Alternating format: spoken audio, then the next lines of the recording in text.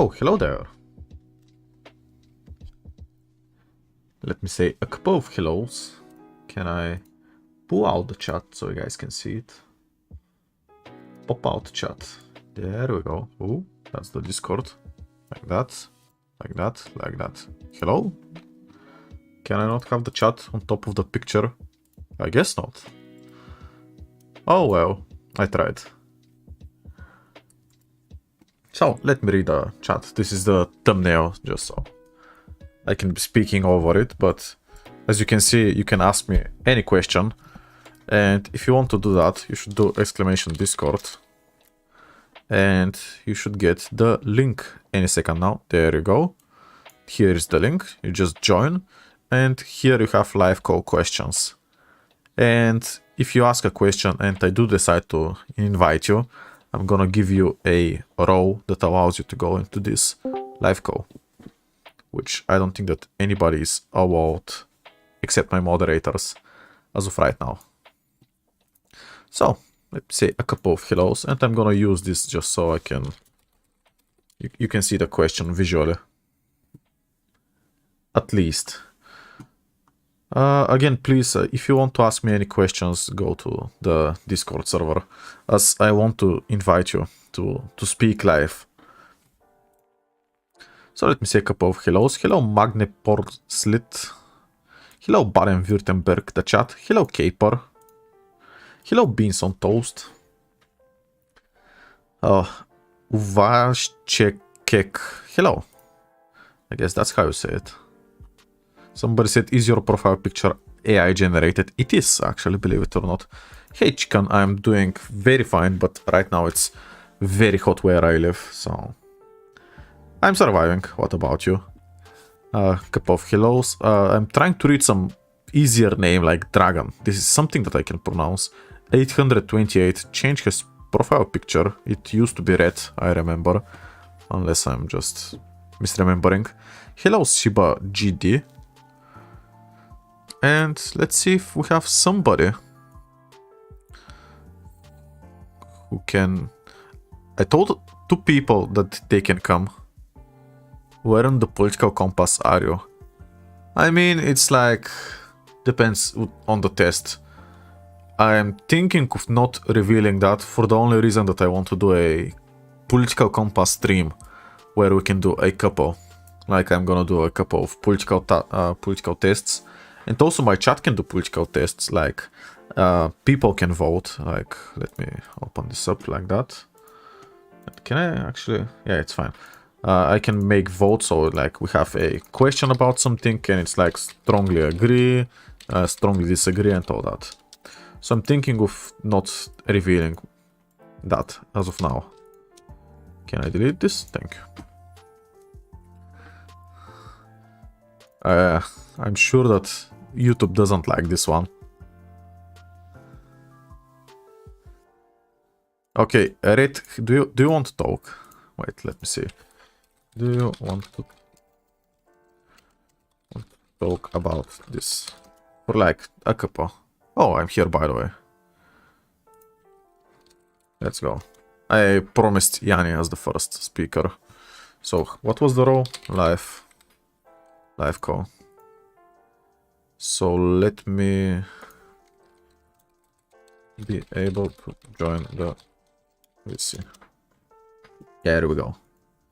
Let me check on the chat a bit. Yes, we have a lot of people.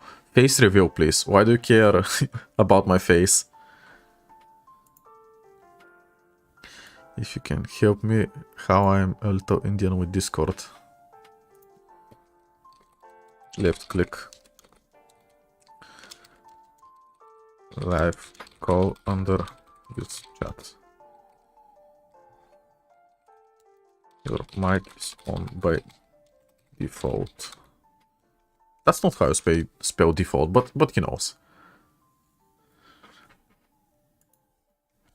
Want to see how handsome you are? I really liked how Possible History did his face reveal for a charity livestream, and I want to do the same. So it's not like I'm opposed to showing my face. It's just that I want to gain something out of it, which can be a charity or something.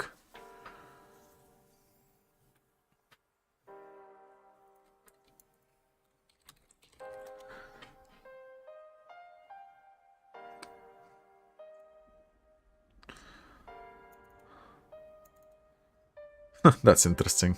That's something we can discuss. Rewriting history. Do you like Mikhail Gorbachev? I Well, think I did it. yes, you actually did it. Your accent is very Bulgarian. Nice to meet you, by the way. My Yeah. name is Yanni, and I'm from Bulgaria. Well, you are the first contestant, as I promised you yesterday. You pinged me in a live chat, so you're very much welcome. I discovered your channel a couple of days ago. It appeared on a reel because, I'm a person that is interested in geopolitics, history, and economics and stuff like that. And you appeared in a reel, and I was like, oh my god, this accent, this guy's Bulgarian 100%, I'm sure. And when I opened your profile and I saw your videos most about the Balkans, about Bulgaria, and when I clicked on your channel, I just knew that you were from Bulgaria, and you were the first Bulgarian that I see doing this type of content, and I'm very happy, and I salute you for what you're doing. Thank you. It should be something very important, especially here in the Balkans, since in the Balkans, as most of you guys know, political diversity and ethno-nationalistic conflicts are why this is the reason why people have to be politically and economically educated, because we can make better decisions about our political life and about the people that we choose to go to parliament and stuff like that. It's important. Like, this type of education is very important, and it's a shame that in school we're not taught more about this. Yeah, it would be very cool actually if it will, at least in the, what is it in English, the hour of the teacher, let's call it. You know what I'm talking about. Everybody from the Balkans know. At least if you could discuss that, because I think that at least in my school you couldn't discuss politics. I don't know, because some policies or something stupid, but I don't think it's nationwide. So anyways, what is your concrete question, if you have any? Because just a second,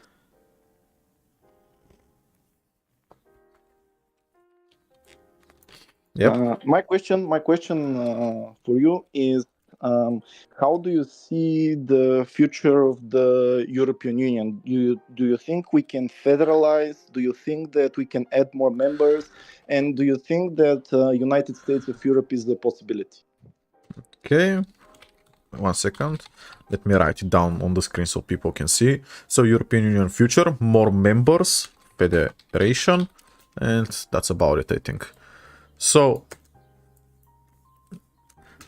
about the federation, I think that it's very unlikely, because you have countries like Poland, which are very, let's say, conservative, and you have a lot more liberal countries, and I don't know, you have a lot of pro-Russian countries, you have a lot of anti-Russian countries. You know what I'm talking about, like half the Eastern Bloc, like Hungary, Bulgaria, maybe the Baltics, I'm not so sure about them, Poland. All the elderly people favor Russia. And in, let's say, even in East Germany, people favor Russia. But you go to France, the Benelux, Spain, like nobody cares about Russia. So it's very hard to create this federation, and it would also require, like, maybe Western Europe can federalize, but not the whole of Europe, because it would require countries from Eastern Europe to give up their sovereignty and autonomy, which could be for the greater good. I'm not saying that it isn't, but I don't think it's somewhat possible, because like Poland is, for example, very much against LGBTQ plus these kinds of stuff. And I think that these communities trade a band in some Polish states. So if the EU's policy of federation is like, this should be allowed, then just Poland wouldn't join, I bet. So it's very hard, but maybe France, Germany, Benelux, Italy, Spain can do something, but not all of the European Union. I do agree with you on some parts, but let's not forget that the Eastern Bloc, it was part of the communist bloc with a completely different mindset, economy, social structure, and stuff like that. These things are changing. And the younger generation, I don't know, how old are you, by the way? If you can 21. say that. You're 21. I'm 28. Well, when I was in school, I noticed that there was a lot more pro-Russian sentiment around me and in school and stuff like that. Right now, this Russian sentiment is slowly fading away because people are realizing that the the power structure, the economy, the standard of living in Russia is not what it is like. People are realizing the propaganda, the disinformation campaigns, and things like that. And I think that with technology and with the age we're in, the age of information, I think younger generations are getting more and more educated, and they're going to realize that the nationalistic viewpoint is something that is not beneficial and it is not the right way of thinking. Right now, there is a huge wave of populism, of right-wing populism, and a lot of these things are done because of inflation, because of inflation, because of things like these, which make living for the younger generation harder and harder. And let's not forget that Mr. Putin is financing and taking advantage of all those right-wing movements. So I am not saying that the federation is possible in the next 10 or 15 years. Maybe you and I will be grandpas when these things happen, but I think it's a possibility. And I think that's the only way that Europe can withstand the rising powers of the United. I think that's the only way Europe can be independent from USA or from Russia or from China. At least that's my viewpoint.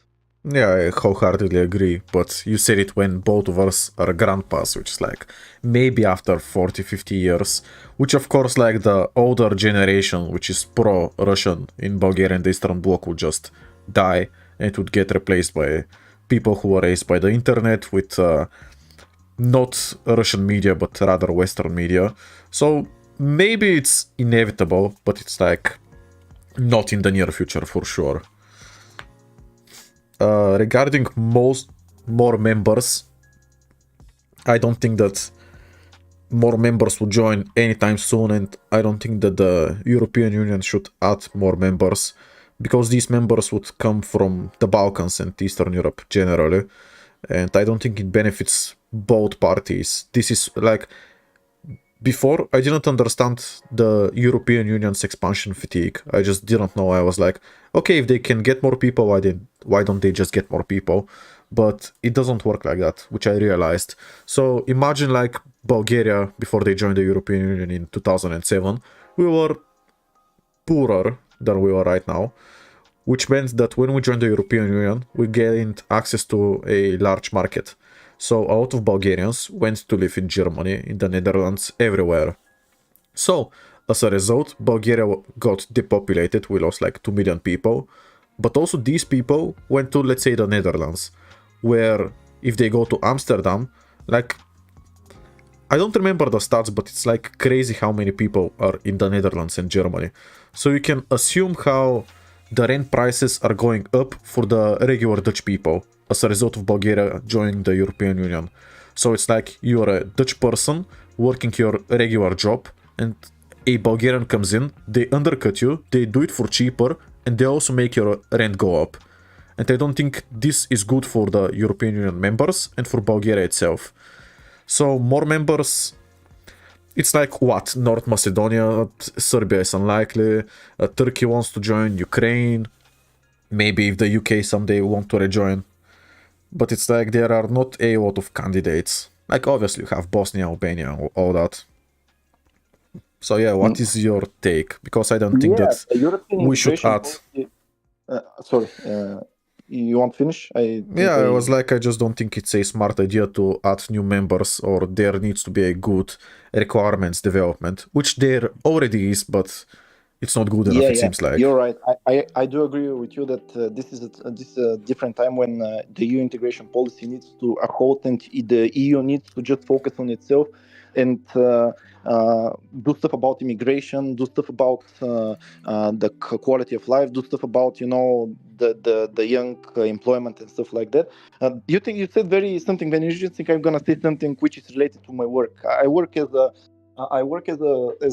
stock trader, and I have noticed this trend in the United States. Now, the United States has a very tight labor market, like, which means they need people. They need a lot of people, because otherwise there is going to be wage inflation. Because when employers cannot find workers, they have to pay more so that they can attract, workers from other companies, which grows inflation. And what do? They do immigration, like they let immigration do. Canada right now is facing the same problem. Canada, if you remember, they removed the visas a couple of years ago. Do you remember that? When I think you were still young then when that happened. Well, I was always politically interested, but I guess I didn't care about Canada enough.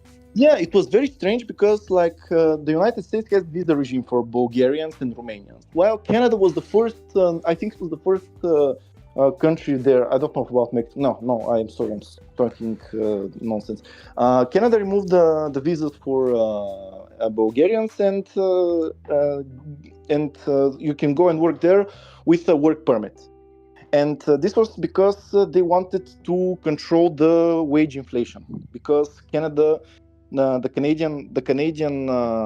Canadian economy is very reliant on immigration from outside, and right now they have a problem with the rates. Everything. Because, they have a lot of problems, especially there is a lot of anti-liberal sentiment there at the moment at the current liberal government, because first of all, the Bank of Canada rose its interest rate policy, which made the cost of housing in Canada really high, because they have adjustable mortgages.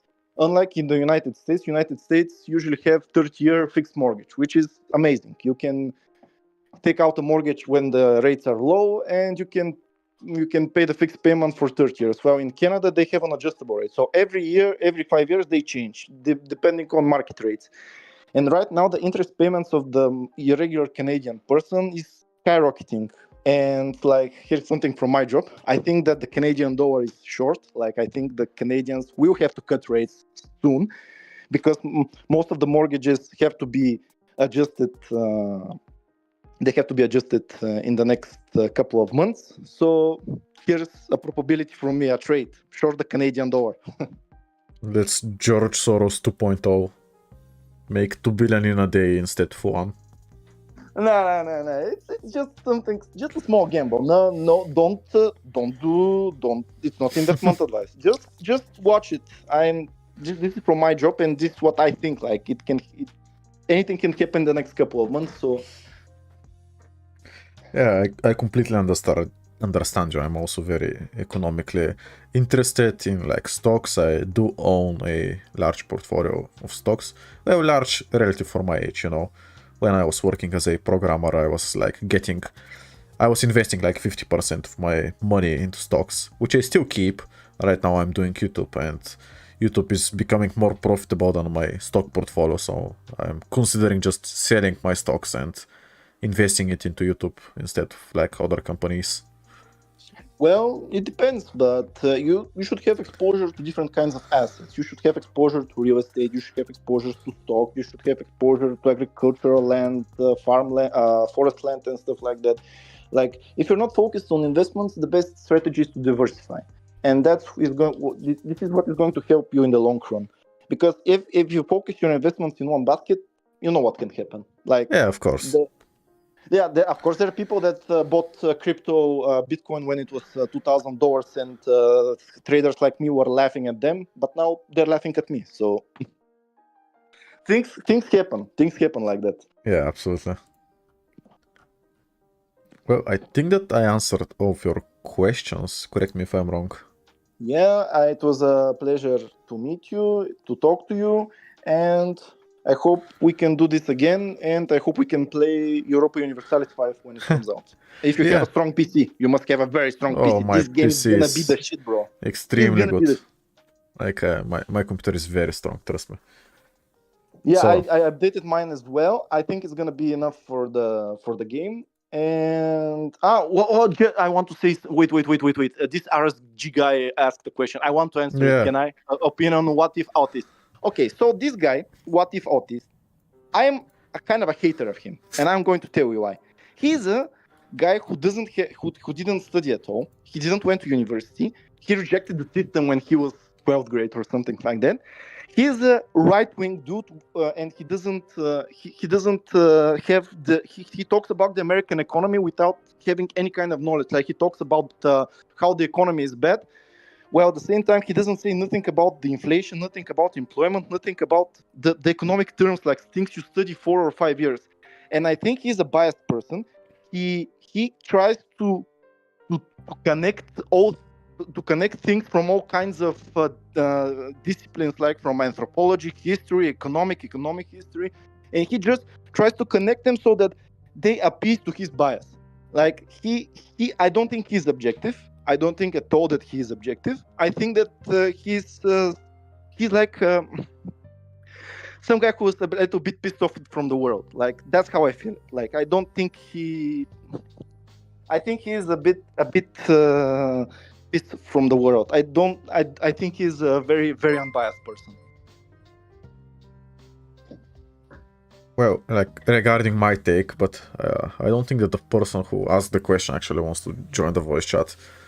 I honestly don't care about too much. Like I used to watch him when I was young, when he was actually making alternate history, and obviously I didn't understand too much back in the day. But you know, it was cool, it was good, I didn't understand too much. It was something that I can watch, I can enjoy. But recently, like a bit before... Oh wait, I think that Aras can join. Let me invite him. What was it? Live.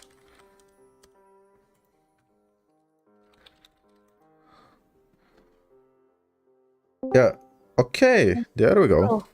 Hello, can you ask me your question officially so I can put it on the screen for people to see at home?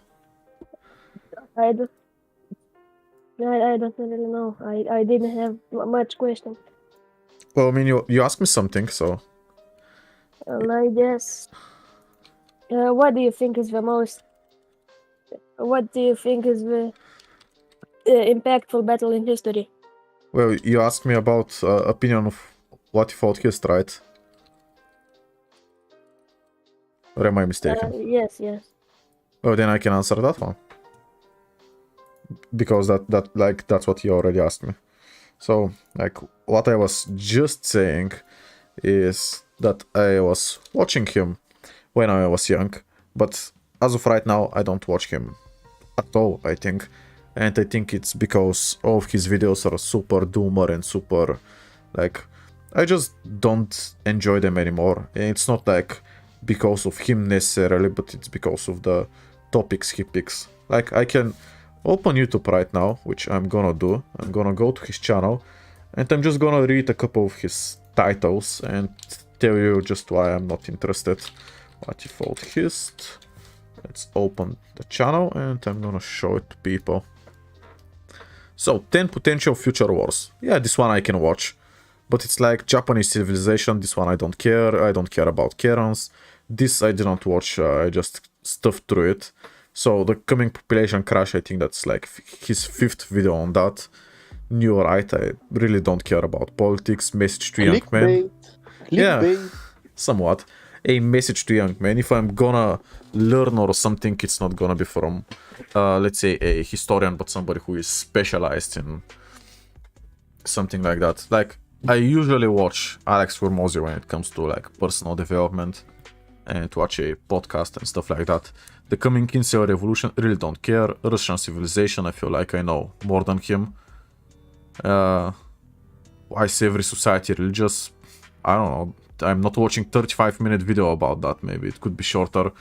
Did the CIA discover the spirit world? It's like 45 minutes. And I just don't care about any of these. It's not like I have a negative opinion per se. But yeah, his videos make me feel like World War III is gonna start tomorrow. Because like he's very much doomer. And I just decided that I don't want any negativity in my life. I'm like, okay, if it happens, it happens. But I don't need to be reminded every day how shit the world is.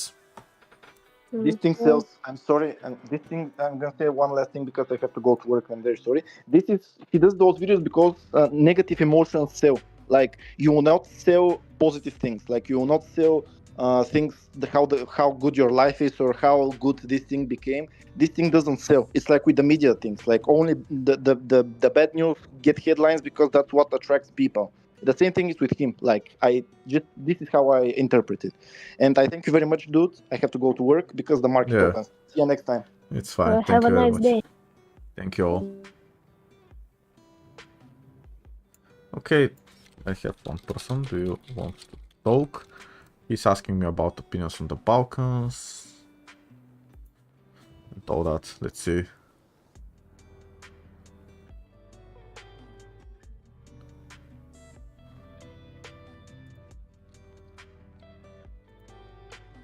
You want to talk? I'm looking for somebody. Isaac wants to talk. Alright. Live call. Like that. And I'm gonna remove your row. Aras G. Thank you for the question. I appreciate that. Okay. Have a nice day. You too, my friend.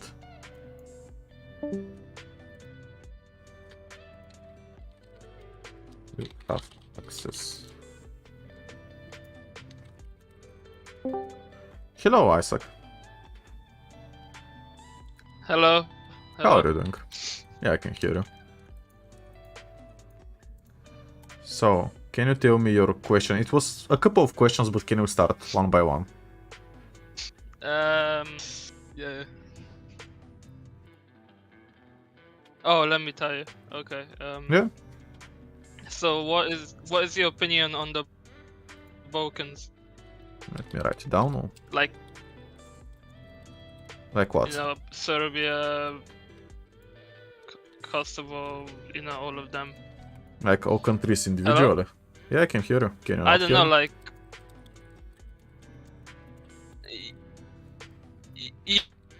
Yeah, individually. Yeah, alright. You were wagging a bit, yeah, but I could hear you. Yeah. Alright, so... Let me, I guess, open up Google Maps. Yeah, sorry. I think your internet connection is very bad. Sorry about that. So... how do we go? Oh, yeah. Wait, let me try. Yeah, there is a big delay and you're talking on top of me. Let me start discussing the countries in the Balkans. What could go wrong? So, first up, Greece. I think that Greece to live in right now is not great, like at all. Their cost of living is very high. Their unemployment is like, I don't know, you can go Greece unemployment rate. And there was a website that I saw that was just insane. Yeah, from 1960, like, look at this. If you go to, like, the last 10 years, yeah, it's going down, but it was like 27% and a half unemployment. And sure, it's half by then, but it's like so bad still, and I'm like, wow. So Greece is expensive. They still have like 14% unemployment. I have another question about Greece. Yeah, go for it. Hello? Yeah? Do you have a bias because they attacked in before World War One in the second Balkan War? No, I don't. The second, right? No. Why would I have a bias? I think that No. this is a like evidence and also like cost of living when you factor it in. Oh, okay.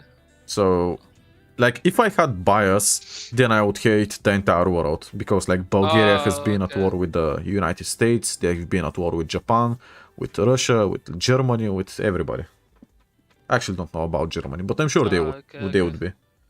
So I cannot hate a country just because they were at war with Bulgaria, because then I would hate the entire world. Yeah. So, yeah, Greece not the best place to live. Albania? Yeah, Albania, I think is maybe even worse than Greece. Like, there is this website, Numbeo, I think. Let me see. Numbeo, yeah. I was watching it. Let me open it. So let's compare Bulgaria to Albania. And this one will shock you. It's the cost of living and the purchasing power. So you can see that everything in Albania, let me reverse it. Everything in Albania is more expensive than in Bulgaria. Like, Albania is more expensive than Bulgaria. But also the wages, let me scroll down. Yeah, the wages in Albania are 40% less, which means that the Albanians are pretty much fucked. It's like, can you imagine things in Albania being more expensive than in Bulgaria? And also their wages being 40% less. That's insane. That's like so messed up on many levels. So I think that Albania, as of right now, may be the worst country in the Balkans to live in, not necessarily politically and all that. It's like, not great. These guys are not doing great. Greece is also not doing great. Bulgaria and Romania are doing fine. Serbia is also not doing bad. I don't know anything about Kosovo in terms of their economics. Macedonia? Well, they're not doing too bad either, but like they want to join the European Union, and as I said earlier, I don't think that this is like the best move from them, because like a quarter of their population is gonna leave. What do you think about Serbia? I say that they're doing and fine. Kosovo? Well, Serbia is doing fine, like at least economically. I don't know about Kosovo, like they're in this like middle ground as an independent country, which it's like not being the best for them, because you can see that this border is dotted out, which means that Kosovo cannot join an international organization because they cannot secure their, like they don't have a defined border. Half of the world recognizes Kosovo, the other half doesn't, which means that Kosovo cannot really join the European Union because of that. So it's like a weird like limbo place where it's sort of a country but sort of not. And yeah, if the like, I'm not speaking about the country itself, but the people living inside mostly. And I think that this issue needs to be resolved somehow, in any way, if the people want to prosper in the region. And I cannot tell you how this can be resolved. It's not like I'm a politician that gets paid hundreds of thousands of dollars per month to think of this. I'm just a regular guy. So I think it's important for this issue to get resolved. Yeah. Absolutely. My next question was, how do you think Ukraine? How do you think the war will end? Well, Do you think will be like a rebellion in Russia eventually, or yeah, go on. I don't know. yeah, something like that. So I think that Ukraine's case is a bit sad, and I'm not too... I mean, because it's a recent big conflict and everybody in their mind is so well educated on this conflict, I'm not too much. I don't follow the news because it's like ongoing for 2 years. But what I do know is that Russia right now is, I think, doing fine. Like, you can update me, you can give me some context, some information. Yeah. Do you know Vlog the Mapping? Yeah, it's pretty Vlog the Mapping. He does like Ukrainian war videos. I haven't heard of on him. YouTube. So if I haven't heard of him, I cannot watch him. Yeah. I have you not. Well, Okay. I think that I don't remember who said it, but somebody online said that Ukraine has pretty much already lost the war. Like when it started, Ukraine was already losing, because if Russia wins, then like Russia gets Ukraine, they conquer it, like half of it, puppet the rest or whatever. But if Ukraine wins, then they're pretty much in debt to Europe and to the United States, so they become an economic satellite of these countries. So it's like Ukraine is either gonna be split up between Europe and the United States or Russia. So it feels like this is like the country is lost, at least its independence as a sovereign country. They have to pay a lot of money to somebody, whether it's Russia or the United States. We should see in the future. That's like what I think. But again, I don't follow the conflict. I cannot tell you too much. Like if somebody My knows more. last. Okay. Yeah. I'll let you finish. No, like if somebody wants more, I would love to hear that I'm wrong and get like educated, because this is something that I don't know too much about rather than the basics. Like I obviously know why it was initiated and all that, but I don't know what is happening right now and what Putin said on the national television 1 week ago and all that. Yeah. I don't follow any of these news. My last question. I have two what ifs. Maybe you can do a video about. I don't know if you would, but the first one is what if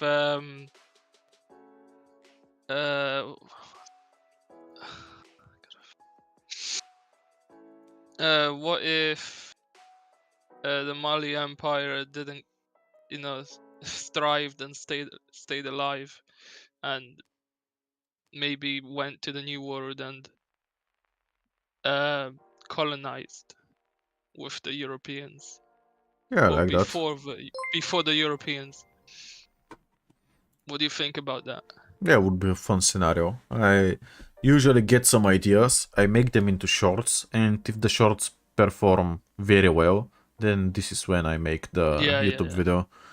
Because I already know that like this format is working. So I can remember So what it. do you think about? Like what would happen? What do you think? Yeah. What do you think would happen? Well, they would for sure get conquered, but it's like, I don't know, maybe some slave trade or something would happen, but in the grand scheme of things, I don't think anything would change. I am not aware of African geopolitics, so like Mali can become the powerhouse of the region, but still they cannot stand up against the Europeans. I mean, like Ethiopia was the powerhouse of the region. They somewhat became independent, they were carved up, partitioned. I'm not so sure what would happen to Mali, like because they were so rich, like maybe France would invade them and steal their riches. So I don't think that we would diverge from our history too much. But again, I'm not too educated about like the Malian Empire and in general in Africa too much. Like my history knowledge is a bit constrained, but I am improving a lot. Like as of right now, I am reading about one historical book per 2 weeks or something like that. I'm averaging, so I'm doing great. Yeah, right now I'm reading the October Revolutions by Douglas Boyd, which is, it's in Bulgarian, by the way. And yeah, I'm planning on making a couple of Russian videos in the future. So it's like, what if Russia was competent in the First World War? What if the October Revolution didn't happen and all that? Yeah, what are these all the questions you wanted to ask? Yeah. Thank you. Sorry, I'm kind of nervous, Yeah, it's completely understandable. Yeah. Bye. Yeah, thank you. And now we're alone. Let's see if somebody wants to talk in the Discord. Like, this is the Discord, let me show you. If you want, you can join from here. A lot of people have joined. Then you simply go to live call questions. Oh, there we go. Why does Palestine try to get its independence by military means? Oh my god, that's a lot. I'm not too well educated about Palestine, but I guess we can discuss nationalism. Do you want to talk about irredentist claims? Let's say. Call me. Well, this guy didn't ask a question. New president being a candidate of VMRO. I didn't hear of this one. Okay, ask a couple of people if they wanted to talk, but nobody. Yeah, okay, let me give this guy. Was live.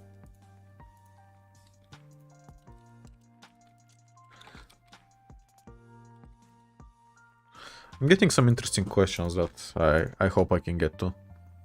Now let's see if this guy joins. He has the role. And I told him. So let's see. I wanna ask a question, how it works. I would like to talk. If you guys would like to talk, let me show you like that. We do exclamation Discord. Then you can get a link to my Discord server. Any day now. There you go. You join. I see that a couple of people have joined already. Oh, like that. Then it's not in general, it's in live call questions. I think that somebody's also writing in here. They're not. Okay. And here you give your question when I need it. So I just gave this guy a row. I guess you want.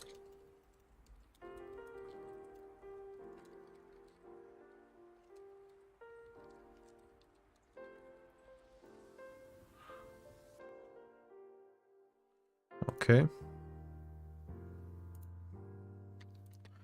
And this was live. Yeah, okay. Live call. I already said yes before. Okay, let me see. Jirambe, I think that he was first. Hello, Cyber Crate. Hello? Can you hear me? Yes, I can hear you.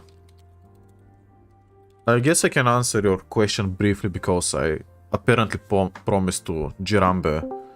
Yeah, hello, Okay. Jirambe. Can you hear me? Yes. Hello? I'm sorry, I didn't see your question actually, or your It's answer. fine. Let Cyber talk first, though. Let him Yeah, first. absolutely. So, Cyber Crate, let me see your question.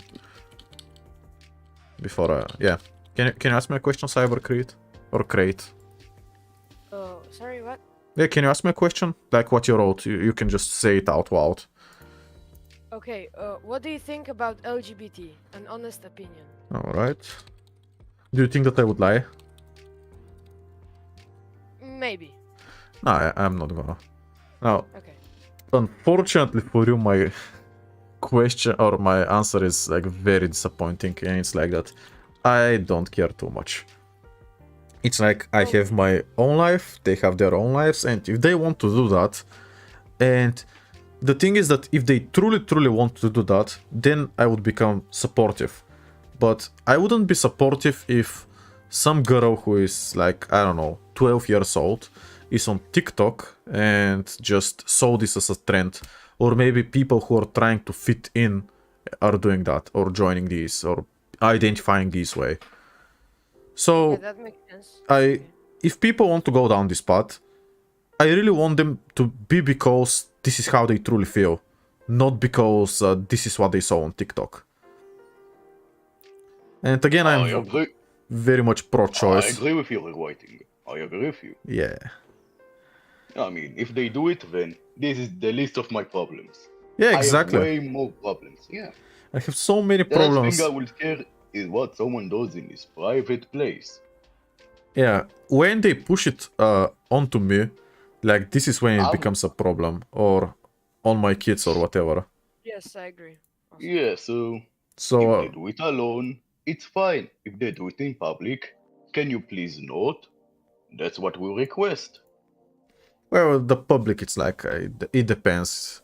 Some countries depends. are like it, like public affection, it is banned. So like most Arab countries. So even between I'll also men hear and any women. surprising. Yeah, I assume so. I saw someone asked about the situation in the Middle East, and since, well, you know, I am from that region, I would like to talk about it after Cyber. Yeah. So, Cyber, continue. If you have more questions, ask rewriting. No, I will message when I have more questions. Yeah, Okay, thank you for very your much. answer. Yeah, appreciate Have you. a nice day. You too, my friends. Alright. Let me search that question. Where was it? It was by some other user, but we'll see it first because he actually did a lot of typing. Let's write it. Why does Palestine try to get its independence by military means? Blah blah blah. Alright. Why do you actually... That question will get you the monster, so let's skip it and go to my question, I think. Yeah, I'm ready. How do you get your ideas for videos? This is the question. How do you get your ideas? I like this one. I get my ideas for videos. Let me just write it down so people can see it. Yeah, typing it in paint.net, yeah. Yeah. Good program. I think that you heard earlier that I'm reading out of historical books. Yeah, me too. Yeah, so I mentioned already the October Revolution.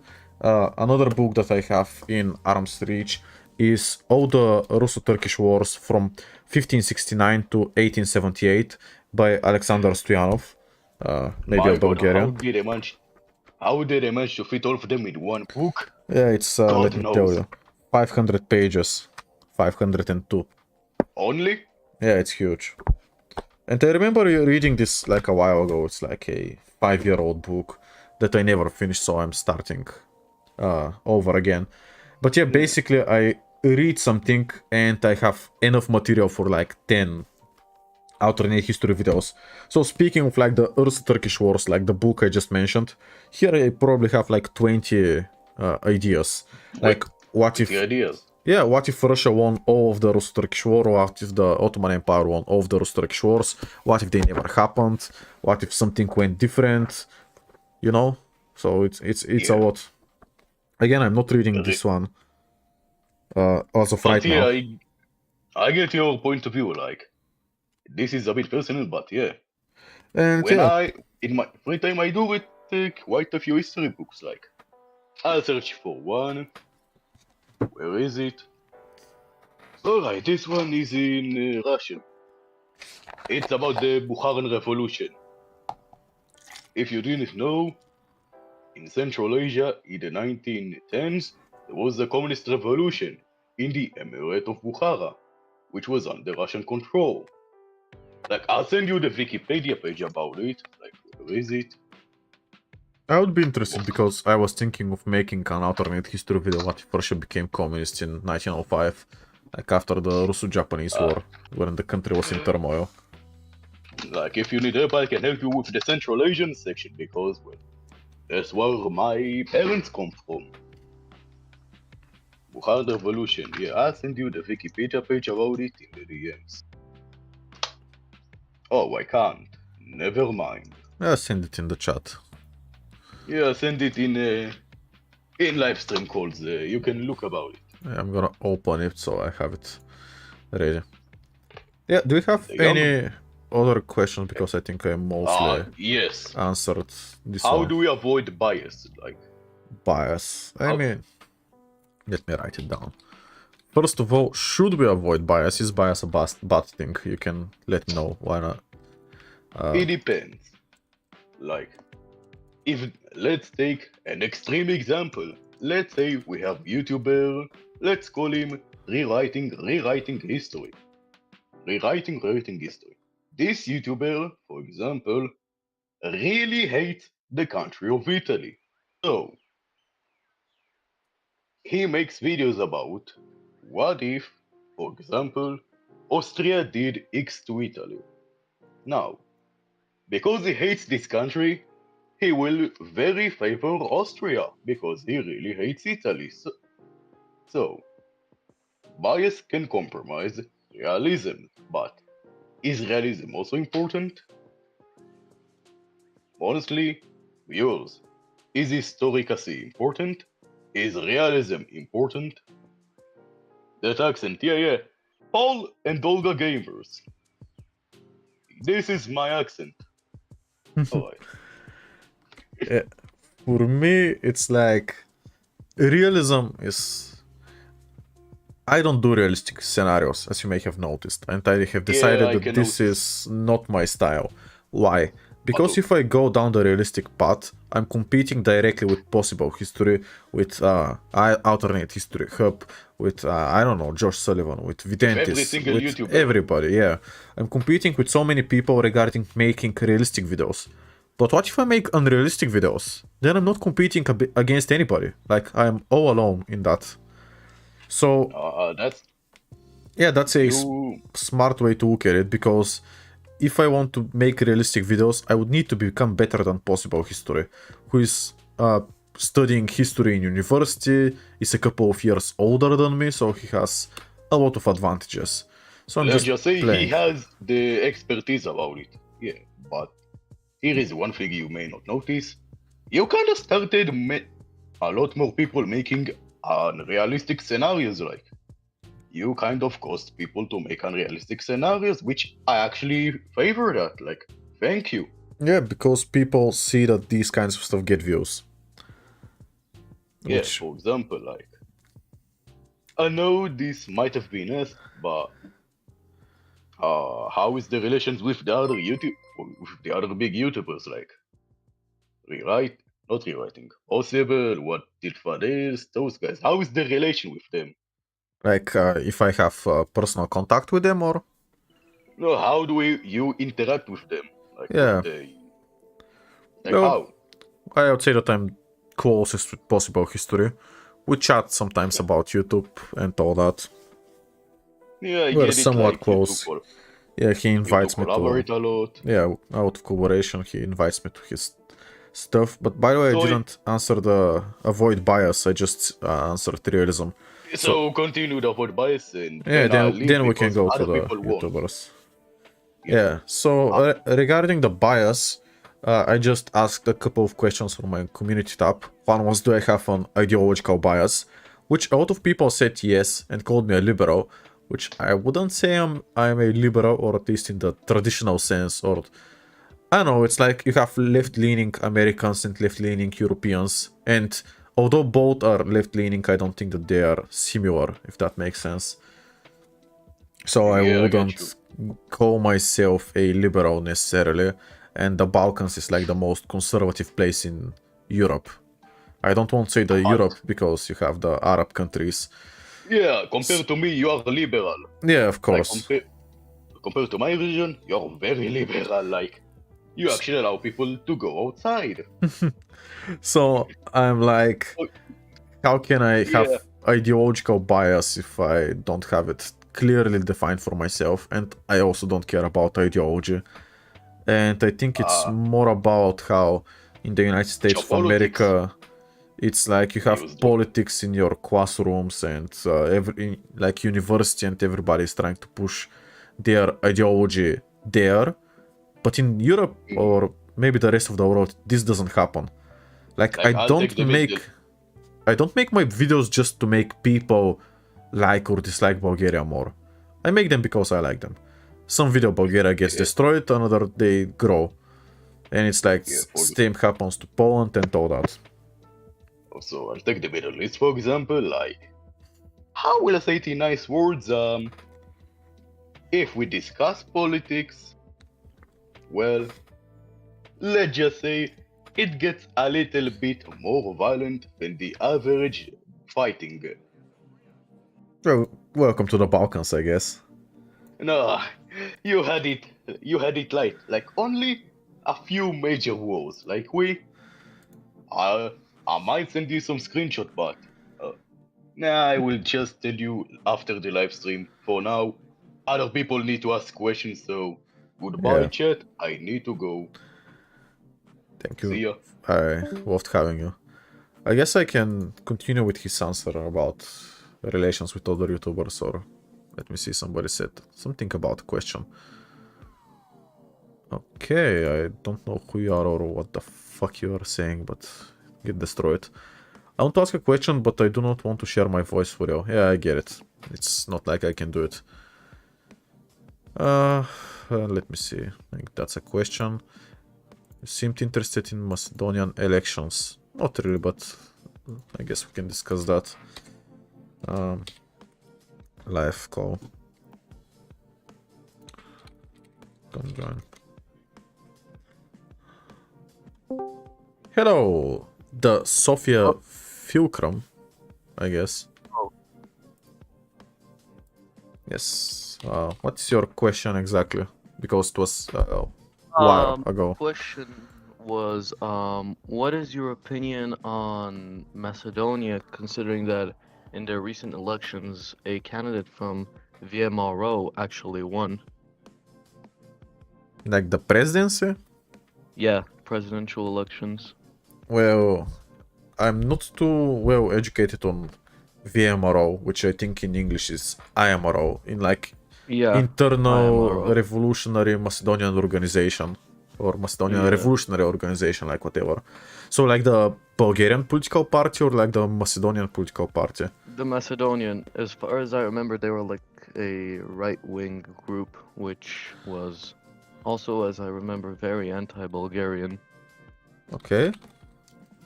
Yeah, I'm not sure, but I know that they're right-wing.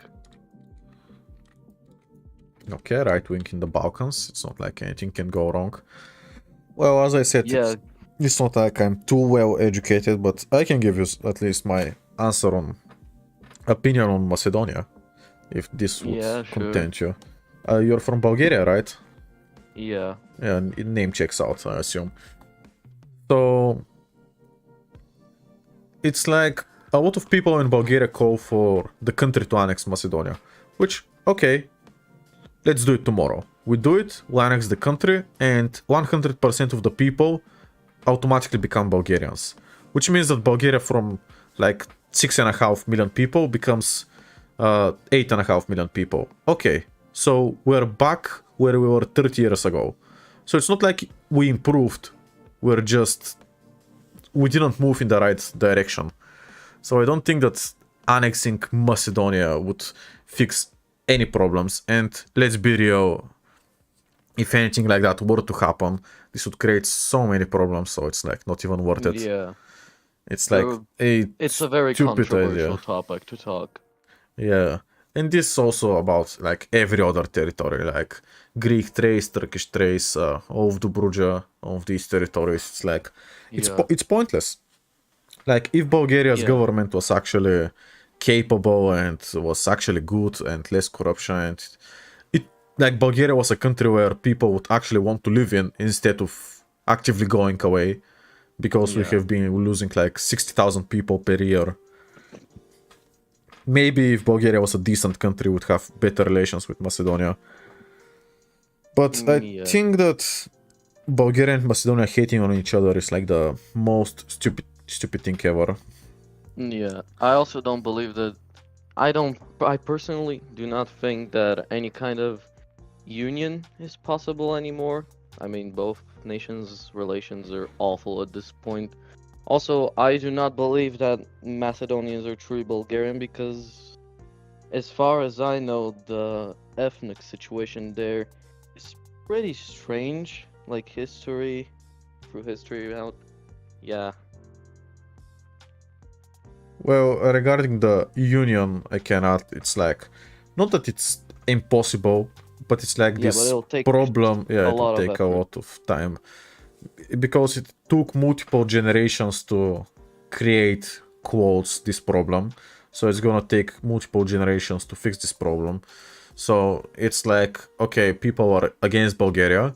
We start doing some efforts to improve relations, like, I don't know, build railways and all that between Bulgaria and Macedonia. Relations become good, and the people who are young have like Macedonians, have favorable views of Bulgaria with these efforts that are being done on both sides.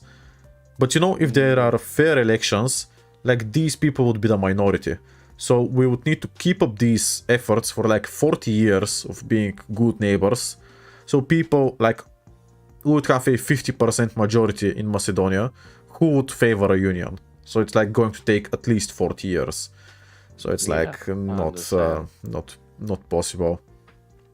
But yeah, it's a shame. I mentioned it yesterday on my live stream, if I'm not mistaken. Somebody asked me what do I think, and I said that my answer is not that interesting. And I said that I think that Bulgaria and Macedonia, but also the whole of the Balkans, should work together instead of hating each other. Because it's like, I'm just gonna quote myself what I said a couple of days ago. It's like, okay, we hate Macedonia, Macedonia hates us. Alright, Bulgaria is 20% Turkish, like with Turkish minority. And Macedonia is like 25% Albanian, let's say. We can work together and we can become sovereign and all that. But instead we will decide to hate each other, and Macedonia is gonna become Albanian and Bulgaria is gonna become Turkish. Which Yeah, I'm all not this saying like it's a ethnic hate. problem, but it's like the divide and conquer stuff. Like, Yeah. we could work together. But It's an option, but we don't choose it. yeah, it's like I don't know who even is pushing for that. Like, why Macedonians and Bulgarians hate each other? First thing is because the language. It's like, is it a language? Is it a dialect? And you're like, is this the reason why 2 million people cannot join the European Union? It's because we cannot agree if this is a language or a dialect. That's so fucking stupid. Yeah. It's like pointless. And I'm like, wow. Like, just a couple of key issues are able to keep us apart. And it's like I wish for like a lot more Balkan cooperation between all the countries, not just necessarily Bulgaria and Macedonia. Yeah, it's truly sad to see the situation the region is in. I mean, between both countries, it's not like... Between both countries, Serbia and Kosovo, Greece and Turkey, yeah. Yeah, I don't know what is happening with this like divide and conquer strategy. Because I would say Serbia and Montenegro are pretty much similar. Somebody joined and left. It was the same guy from before. Yeah, okay. I think he was testing if he still has the role.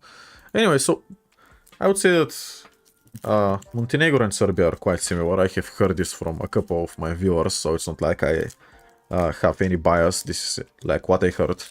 Moldova and Romania are very similar, and Bulgaria and Macedonia are very similar in that sense. So there is clearly a divide and conquer strategy in the Balkans, but you need to be like, okay, who is initiating that? Because as I said earlier, when I said Bulgaria and Macedonia are very similar, I mostly mean like we should be the biggest allies in the Balkans. Like, okay, maybe we're different countries, but why are we not allies? Why should we hate on each other? Yeah, it's like we're not even cousins, we're like brothers. It's stupid. Yeah, I believe like... But it's like, how do you fix that? Because people from Macedonia hate me just because I'm from Bulgaria. And I'm like, well, that's unfair, because I have said multiple times that I dislike Bulgaria and I want to move out. Not because I dislike the country, but the political system, like, you know what I'm talking about. Yeah. So, me and Macedonians have stuff in common, which is hating Bulgaria. They dislike me purely because I'm Bulgarian, but they don't know me. So they have this label, we also have this label. Macedonians hear that you're from Bulgaria, they immediately say fuck you. And Bulgarians hear that you're from Macedonia, they immediately say fuck you. They don't even communicate. And They I don't just know. hate on each other. Yeah, it's like they don't even get to know each other. They just immediately, okay, you're from Macedonia, I don't like you. Or you're from They just Bulgaria, I don't reject. like you. Yeah, it's like... Talk. It's like a statement, it's not like a question that we can have a conversation, something like that. It's not even happening. So I don't know how this could be improved, but yeah, if politicians were like, okay, let's actually do something, we meet at the border, we make a lot of benches, people bring their own food, rakia, we do some cool stuff, and then people drink, engage. That could be cool, that could improve relations, people can see that they have a lot of in common. We can like horo, the dance, the Bulgarian national dance. It's not purely Bulgarian, but yeah, we can do that. Play some music, and yeah, could be cool, but I don't know why. It's not like a national priority. I mean, like, we don't have any national priorities, to be real. I don't know what the government is doing. Instead of collecting taxes. Because they are not finishing the highway. That's all I know. Like 50 years. It's messed up. I hope that I have given you an answer. Yeah, thanks. Yeah, if you have any further question, you can shoot. No, I don't have any. Thank you. Alright. Yeah, also thank you. See ya. Yes, yeah. Could the Dutch become a major country? I don't know. How can the Balkans change for the better? Should Romania get Bessarabia or Northern Bukovina? I mean, I'm looking for some other types of questions. Like maybe something philosophical, something... Because here I'm just going into alternate history. Like, I can do alternate history live. I don't think it's worth it. And, yeah. Do you want to... Let's see who wants to talk. Who is your inspiration in life? I also like that one.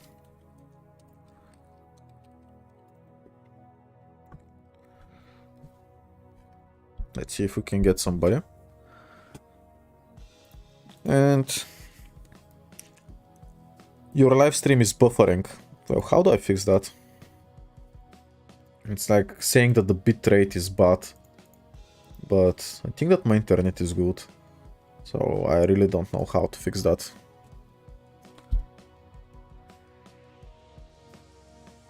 What's your favorite Bulgarian bottle? I guess I can have Spade Dolphin.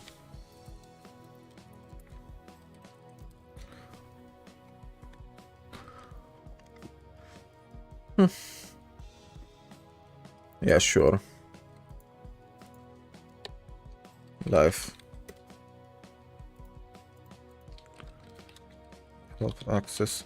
Wait, Chain Titan said yes. What did he ask? Do you want to talk? Yes. How can the Balkans change for the better? Oh, shit. Yeah, he did. Let me give him access as well.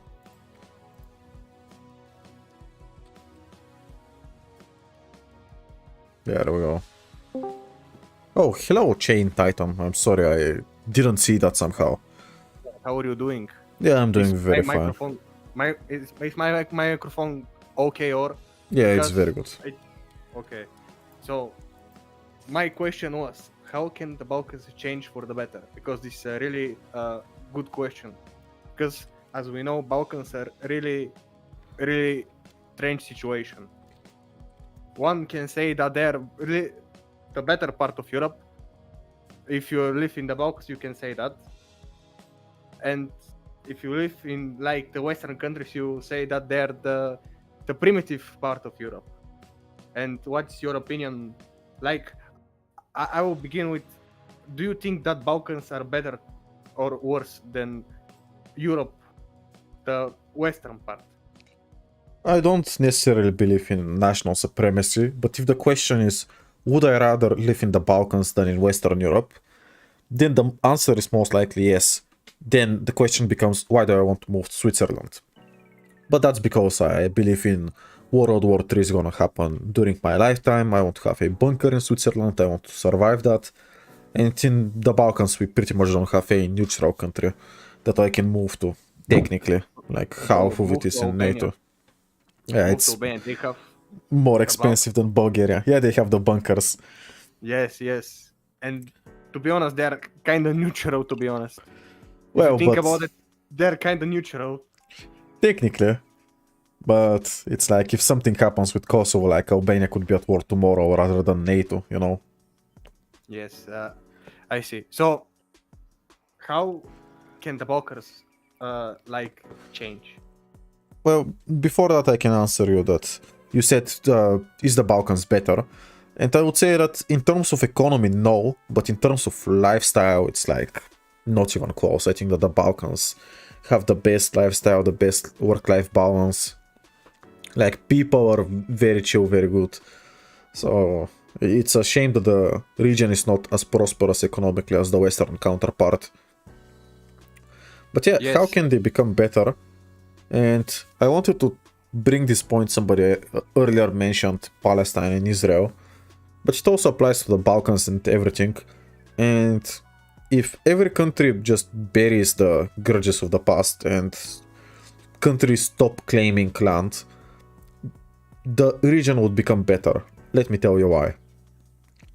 At one point in time, like Bulgaria, you're Bulgarian, right? Or am I Yes. mistaken? Yeah, of course. We have a lot of Bulgarians recently. So, as you know, in the 10th century, pretty much, Simeon the Great controlled, like, Bulgaria controlled pretty much most of the Balkans. Like, all of Macedonia, all of Serbia, all of Romania, like, half of Hungary. Like, Bulgaria was huge. Like, you have seen this map, right? Yes, I guess. I don't know how can you make a map that is like 1200 years or something, but yeah, sure, Bulgaria was huge. Yes, that. Let me open it up so people can see it on their own. Like, to the people, this is what I'm talking about. Like you can see parts of Ukraine, like almost all of Greece except the Peloponnese Peninsula. Not out of Albania, but it's like all of Romania technically. Here is Budapest. So yeah, this is what Bulgaria looked like. And obviously the older Bulgarian state had Crimea and all of these states. So you can look at Serbia's extent, which not only Yugoslavia, but they controlled a lot of the West Balkans. Like, again, southern Greece, all of Albania, all of that. And when you start looking at each Balkan country, they controlled most of the Balkans at one point in time. Like, we had the Ottoman Empire. In Romania, we have Dacia, which they can claim is like Romania. So these, like, irredentist claims, I don't think are helping anybody. Because everybody in the Balkans is claiming each territory possible for, like, whatever reason. And as a result, nobody is cooperating with each other. And I think that's a big mistake. And also they're claiming ethnicities. Like, Yeah. you can say that Bulgarians and Macedonians are really close, and you can say the same thing about the Serbs and the Bosniaks and the Croats, but in the end, the cultures are like clashing, and the nationalities, the national identities are also colliding, and in the end, you have shouting match between the countries, Yeah. and in the end, I don't think that the big part is the territory, because the territory part you can just claim it but don't do anything about it. I don't think in the 21st century you can do something about the territory, and I think the thing that is the most like clashing the Balkans are the politics, and I don't think many politicians are like, bro, let's bring up and except like Macedonia, let's bring someone back, or something. I think that territory doesn't really make such sense to be a part of the thing that collides in the Balkans. Yeah, this goes like back to the previous question, but it's like insane how the Serbs, the Bosnians, and the Croats and the Montenegrins wouldn't Literally, work with each other. Montenegrins they were like, bro, they were literally created in 2006 to further weaken the Serbs. Yeah, I am not so sure what happened. I think that they declared independence or whatever. Yeah, it was like 50, how they came to be. But it's like just a shame that the region is just collapsing into more and more countries. Like, I wouldn't be surprised if you start counting that the Balkans have more countries than Western Europe.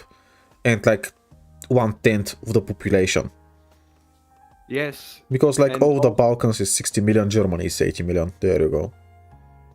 And also many people in the... I think not many. Most of the people, like, they immigrate in the western part of Europe. Yeah. And, like, I think for the most part, maybe the worst part of Eastern Europe is that the population in Bulgaria especially is literally the worst thing that can happen.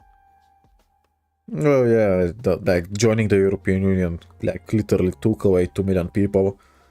And I'm always puzzled why Macedonia, who I would say is in an even worse position than Bulgaria in 2007, would want to join.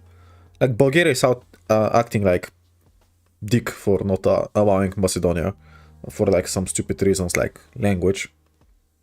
Because it's like, I would say between Bulgaria and Macedonia, between Serbia and Croatia and Bosnia and Herzegovina and Montenegro, 80 to 90% of things they have in common, if not more. But they would have they would focus on the 5-10% that divide you, and this is why they wouldn't want to live with each other. It's like so backwards, like nothing is happening. I think this like the thing about the relationships, even though they are literally really the same people, it's not only in the Balkans but in the whole world. You can see, I think this is why many Americans joke about the Brits and the other way around.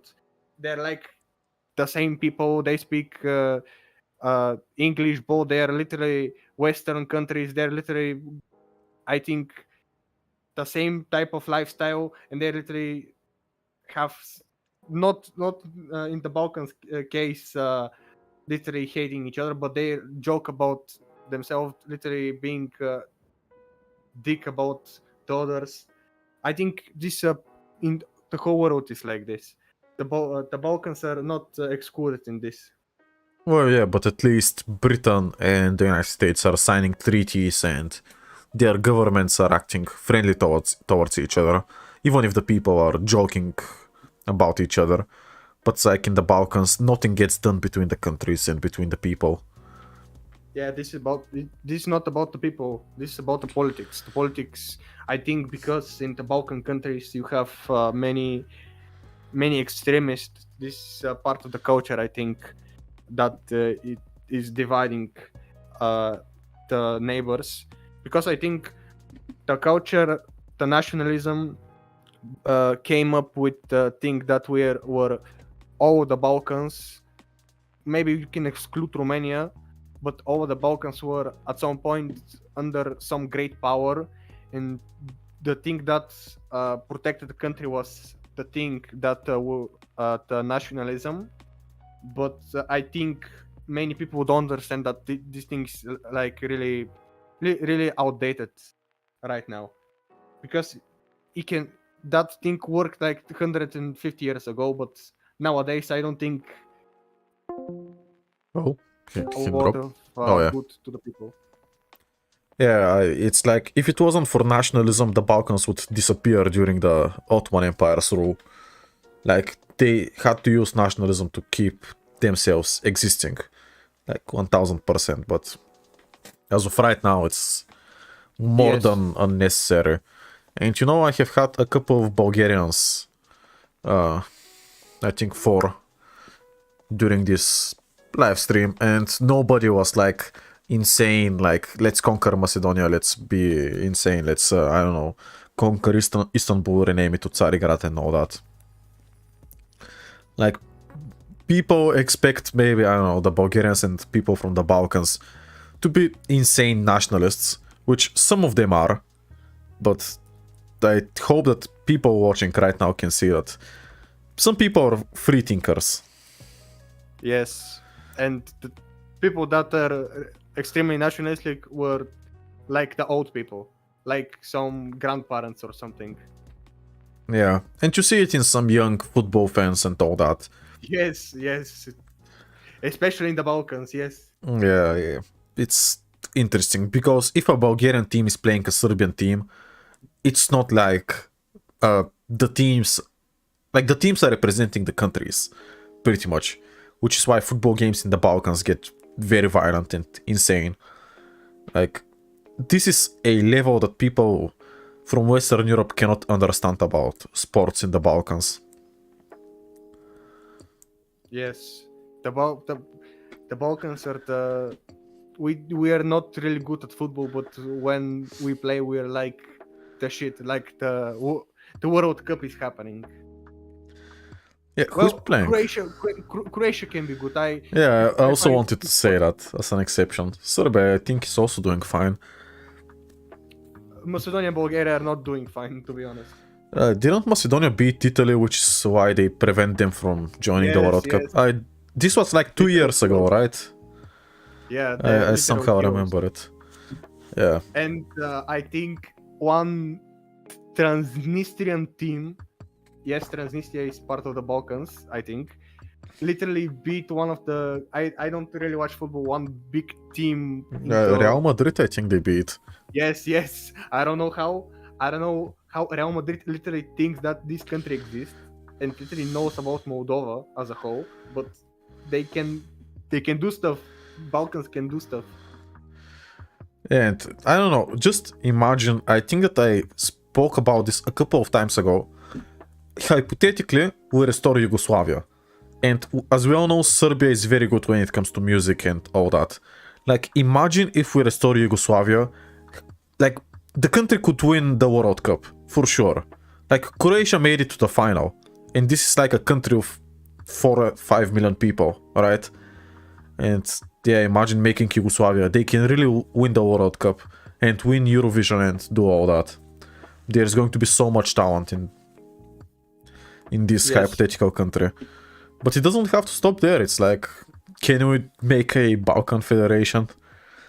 Yes, like- I was thinking about it right now. I was going to say that I don't think, in my opinion, the Yugoslavia thing wasn't really a good idea, but in practice, were literally just some neighbors. Politics were one guy was like, "Yeah, you're friends now," like Cope, and they were friends. Literally, I don't think there were like many arguments between the Yugoslav republics in the Yugoslavia, but Yugoslavia was literally for like 45 years or 40 years, I would say, in a good place. Well, yeah, when Tito was ruling it, Yes. technically. So the only thing that can help Balkans is a good dictator. And I'm joking. I don't think that is going to help something. well, this is an idea that I have been considering. And it's like, you know how Bulgaria is losing out of people because they're moving to Western Europe. But it's like the economy relies on more people being born, which would later become consumers. So Yes. it's like people are leaving the country. Okay, this makes it for pensioners, for old people, very difficult. Which means that after time, Bulgaria is going to increase its taxes on the youth because they need to pay the pensions. The youth is gonna get annoyed, they're gonna leave, which means that the taxes would increase on the remaining youth. So it's like a race to the bottom, this downward spiral, I think. And it's not like a problem unique to Bulgaria, like Japan, South Korea will face this in like 5 years, maybe 5 to 10 years. We're still away from that. But you know, we're on that track. And nobody in terms of politics is doing anything to reverse that, to make it better. And I don't know, I'm just puzzled. I'm like, well, why? I want somebody to do something, even if it's the wrong thing. I just want something to happen. Because I think that we're on track to collapse in 50 years.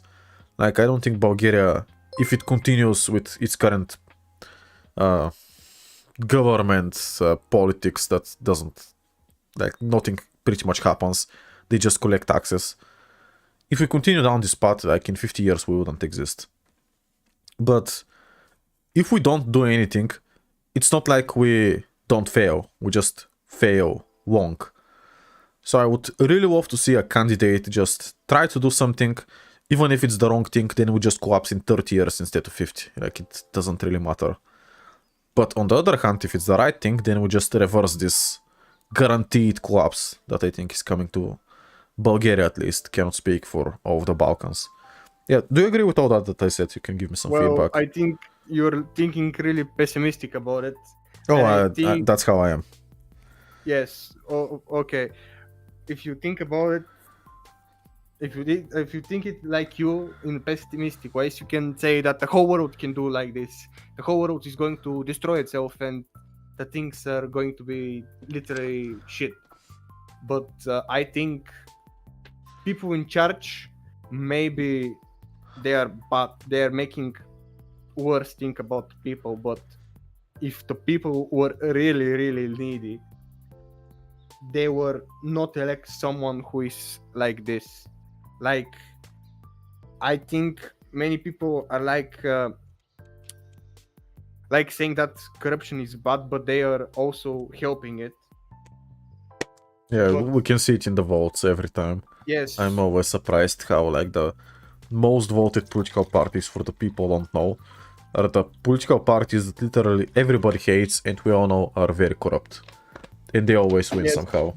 This is why I think if you are literally a sane person, you are not going to look at politics and watch news or something, or watch TV, because it's really, really pessimistic to. You're becoming a really pessimistic person by watching it or looking at the votes. Oh, I was going to say that the people are not that dumb. I think people and the politicians, even though they are corrupt or something, they are not going to destroy their country. They are not that dumb. No, I mean They not are not like destroy, but it's set to collapse. I think I may be wrong, and nobody's doing anything to reverse that. No, I think they're doing something about it, but it's not working. And I was going to say this when we are talking about the nationalism. I think because we're like free for 30 years or something, because I think during communism we weren't really free. We're free for some really little of a time, and the time by time we're going to change. We're in the process of becoming more less and less nationalistic about it. Maybe this is part of a culture we're going to stay with some nationalistic views and something about the heritage that history is left on us. However, by joining the European Union, I think we have gained more than we have lost. And the thing is, Bulgaria can be a good country, can change for the better, even if the government is not that good, even if Bulgaria becomes a nationalistic country or something, because I think some people think that by nationalism we're going to better ourselves. We can look at North Korea. This is not really the thing that is happening to them. By being into European Union, by having a good neighbors, we're changing the things for the better. And for the whole Balkans, I think even if nationalism never leaves, like, we're going to be bitter neighbors, but somehow we're going to have trades with each other. We're going to have better than no relation with each other. And the Balkan Federation, if you really think about it, you can begin with Yugoslavia, then go to Balkan Federation, then go to European Federation, then you're becoming a communist and think about World Federation. Federations, I think, can work. However, there has to be some something that makes you stay in this federation. This is the thing. I don't really think the Balkan Federation is going to work right now, because we don't have when the Balkan Federation was created, the idea was created, we were all had one goal, that was to free ourselves from the Ottomans. And right now we don't really have that thing.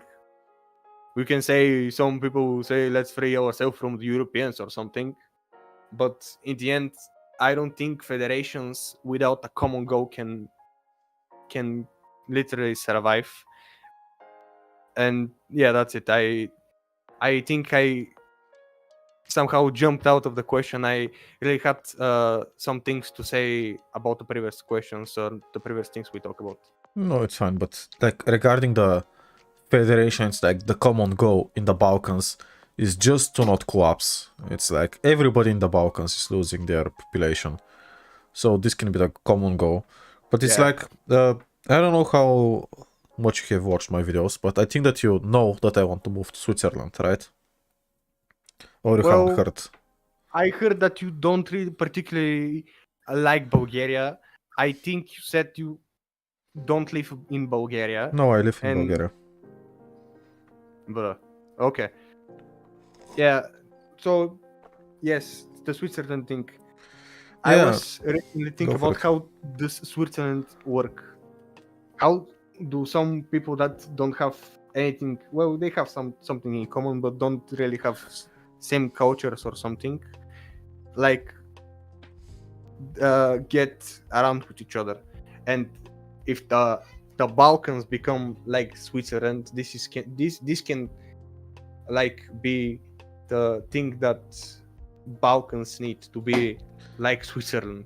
Yeah, it's like, look at it. During the First World War, the Germans were fighting French and Italians. Switzerland is German Like- friends with Italians, yes. Yes, and in the Second World War, the Germans and Italians were fighting the French. So you can imagine that in Switzerland, this country, if it was like maybe should have collapsed, but they didn't because they have strong policies, strong goals, strong identity, and people prefer to be Swiss rather than join their home language country or whatever. So I want to raise the question, if during the world wars these countries were fighting each other and Switzerland managed to stay together and thrive, and even today are like the richest in Europe per capita, if we exclude Liechtenstein and Monaco and Luxembourg, which are smaller countries, like over 1 million population, Switzerland is doing the best in Europe. But yeah, how can Switzerland remain a country during these turbulent times, but Bulgaria and Macedonia, which are very close, cannot even get along with each other in a single conversation? Serbia and Montenegro, Serbia and Yugoslavia, Serbia and Croatia, Romania and Moldova. Like, all of these countries should be getting along with each other, but they're not. And it's like, wow, Switzerland can do it with... Technically, the people should be hating each other within their own country. Like, Yugoslavia collapsed, like the Slovenia and the... Croats. Slovenia is pretty different than... Not pretty different, but somewhat different. But Yes. Croatia and Serbia, like, language is somewhat similar. Same. Obviously, religion is different. But it's like you have it in Switzerland. You have different religions. Like, Switzerland, I don't think is strictly Catholic. Well, I Especially, think- like, it's like 5% Islam as of now. I don't think right now religion makes the gist of it in Europe or like the world, except in the Middle East. Only in the Middle East, I think religion plays a good part in the politics. Because if you look in the map of like Germany, you can see that East Germany, the communist part is like only atheists. Like, Yeah. I don't think religion makes good part in politics. However, I was going to say Romania and Moldova don't hate each other. I think they have some talks about like Moldova joining Romania, but I think the problem with Moldova is the Transnistria part, and there are like Gagauz people that live in Moldova, and Moldova is really destroyed from the Soviet Union, and like, why would you like have a bit of territory more and a bit people more for like 10,000 problems? And this is the thing that the territory and the countries joining other countries, I think this is a really big issue in the global part. Some countries would say, like, when Bulgaria was uniting with the like I forgot. I know it. The Eastern other part that Romania? was yes, Eastern Romania. I forgot how it was.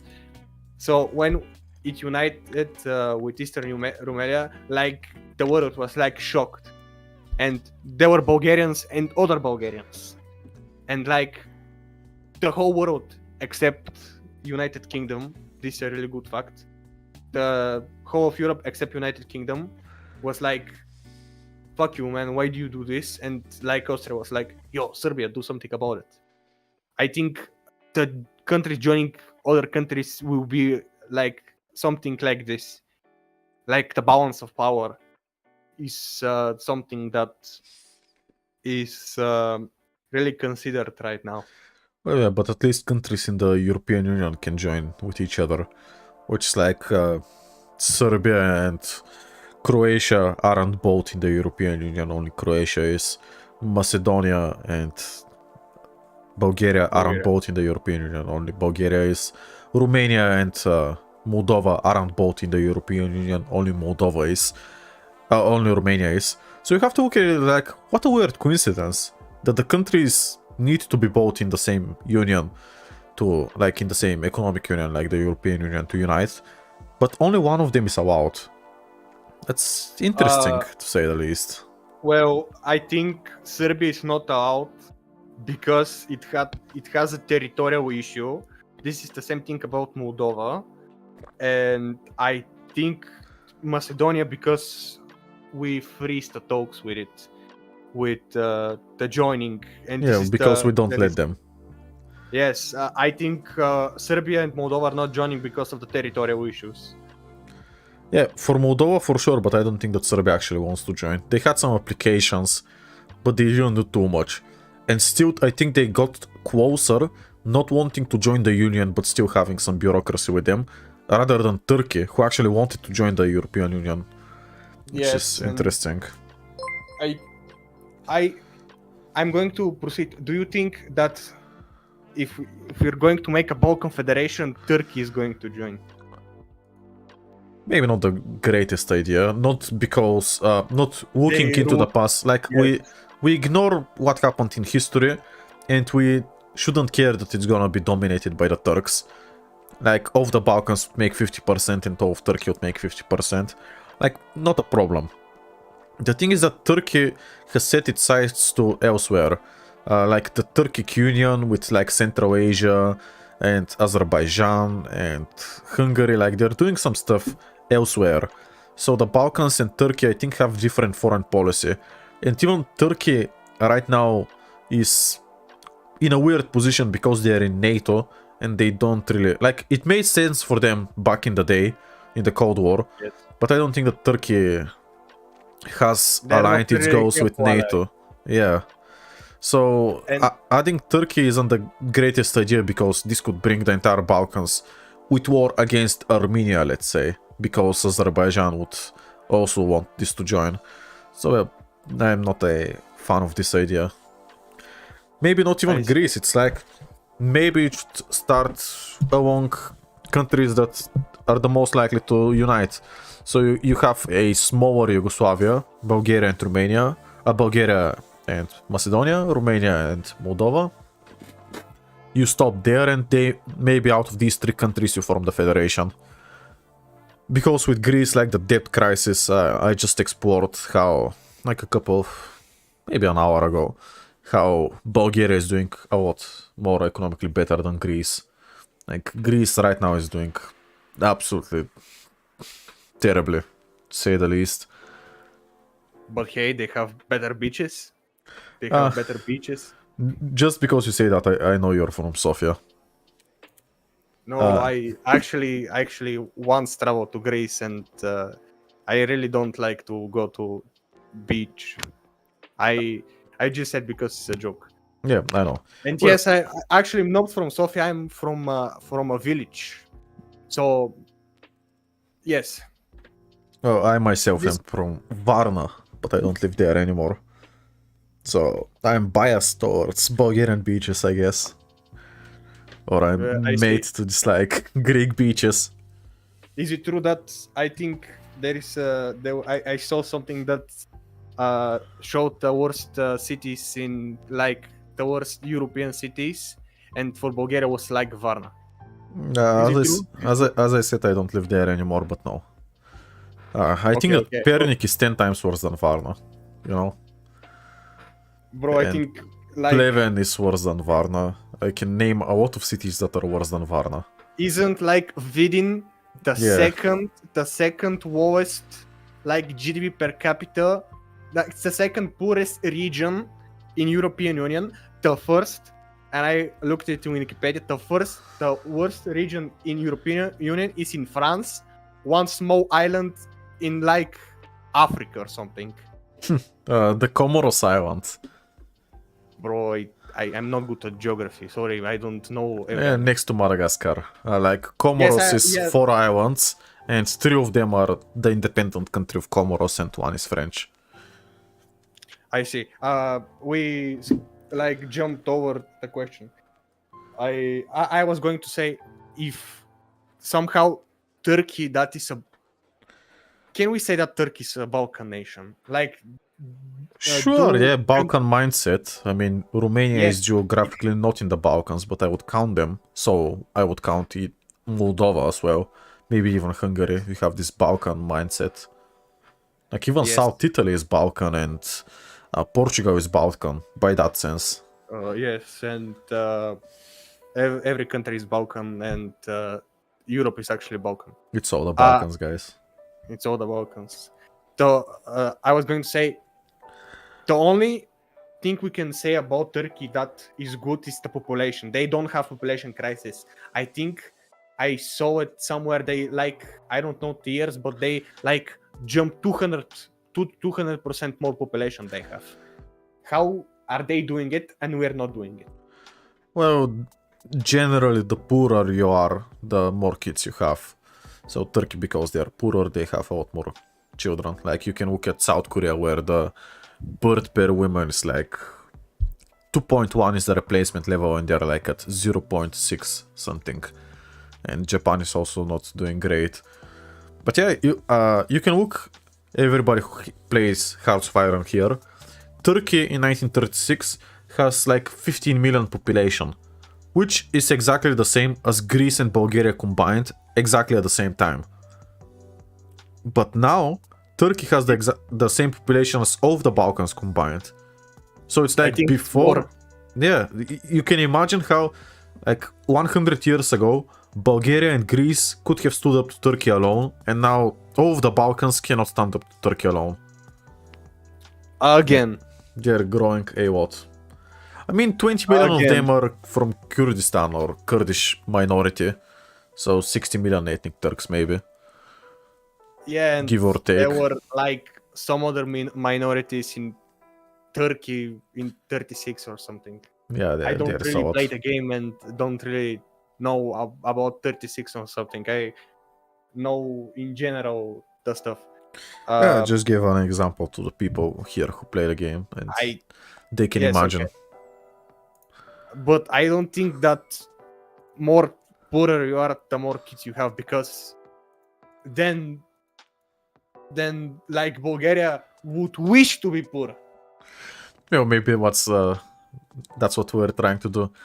It's like maybe not poorer exactly, but not industrialized, to say the least.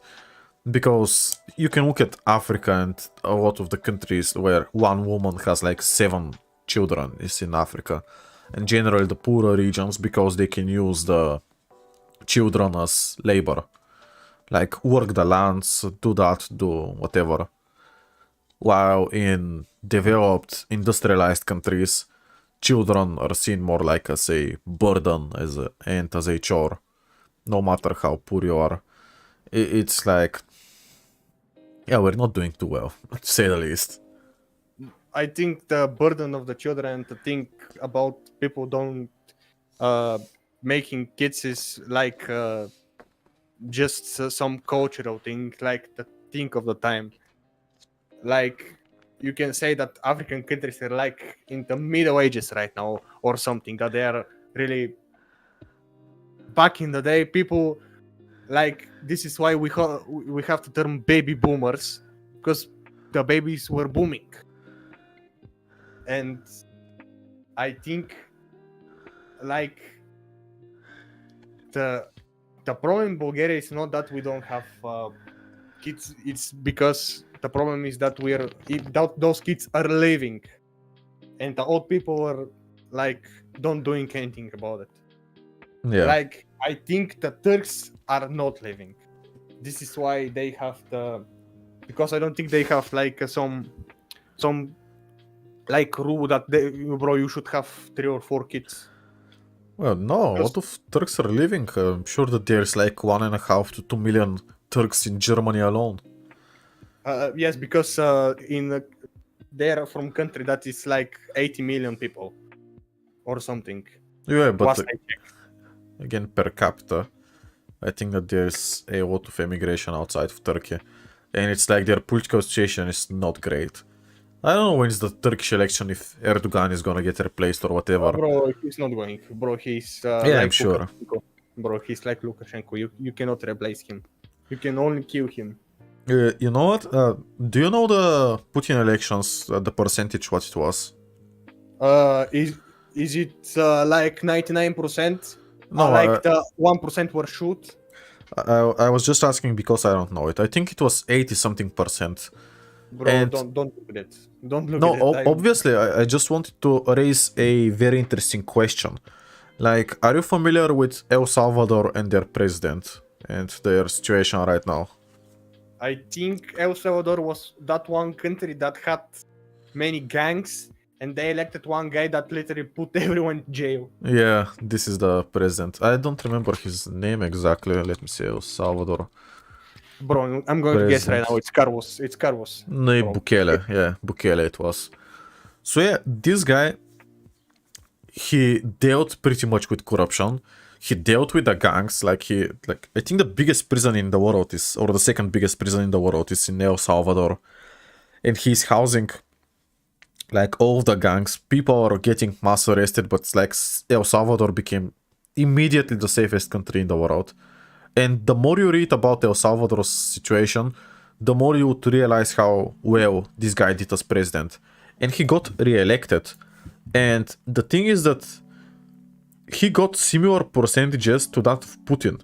So I find it very interesting that what did Putin do in his presidential term? Well, he started a war. And his country didn't collapse because his economic ministers are competent. But it's like, how can Bukele get 80% despite literally fixing the country and going beyond, while Putin would start a war? That's a interesting point to discuss. How big is his country? Like, Bukele, how big is 7 El million. Salvador? Similar as us. And I think like El Salvador was like the same. No, it was the population. Yes, they had the like similar population, and they're smaller than us, I think. Yeah, they are. And they are like also a Latin American country that was like. But no, they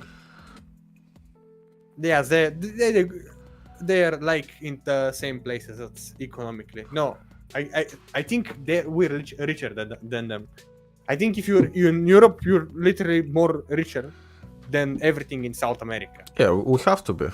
But I think that Uruguay is like richer than Bulgaria, and we have some exceptions. But yeah, generally, Europe is richer than the region. But it's like GDP per capita, we don't know about cost of living. I'm actually gonna look this up because I'm interested.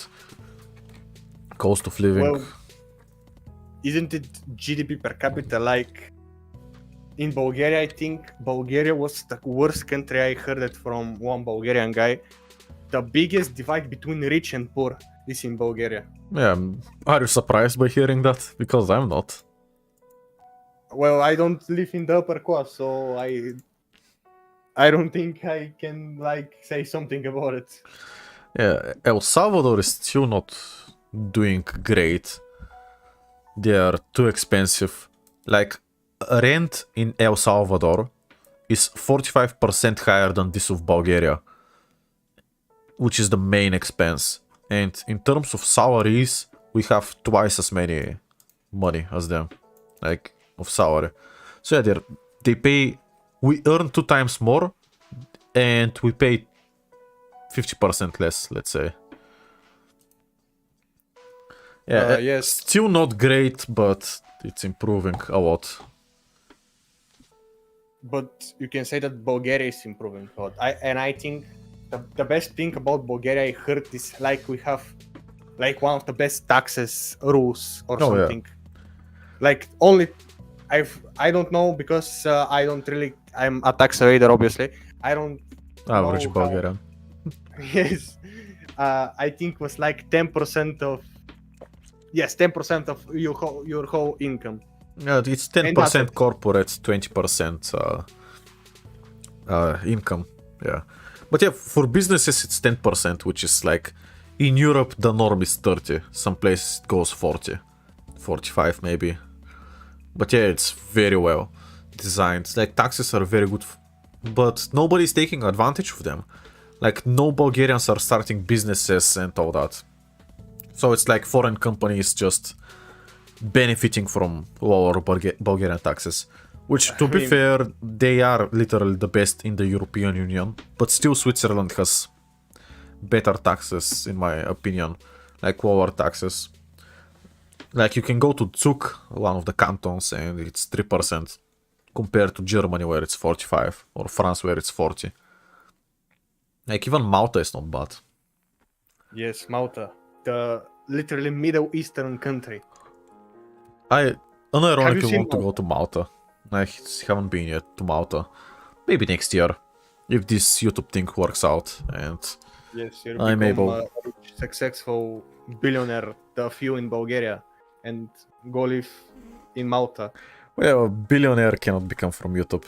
But I don't need a lot of money. I don't spend a lot of money. But I'm going to give you a one big reason to go to Malta, because I have seen you have collected some coins. In Malta, there is that €1 coin that was literally Windows Paint drawing.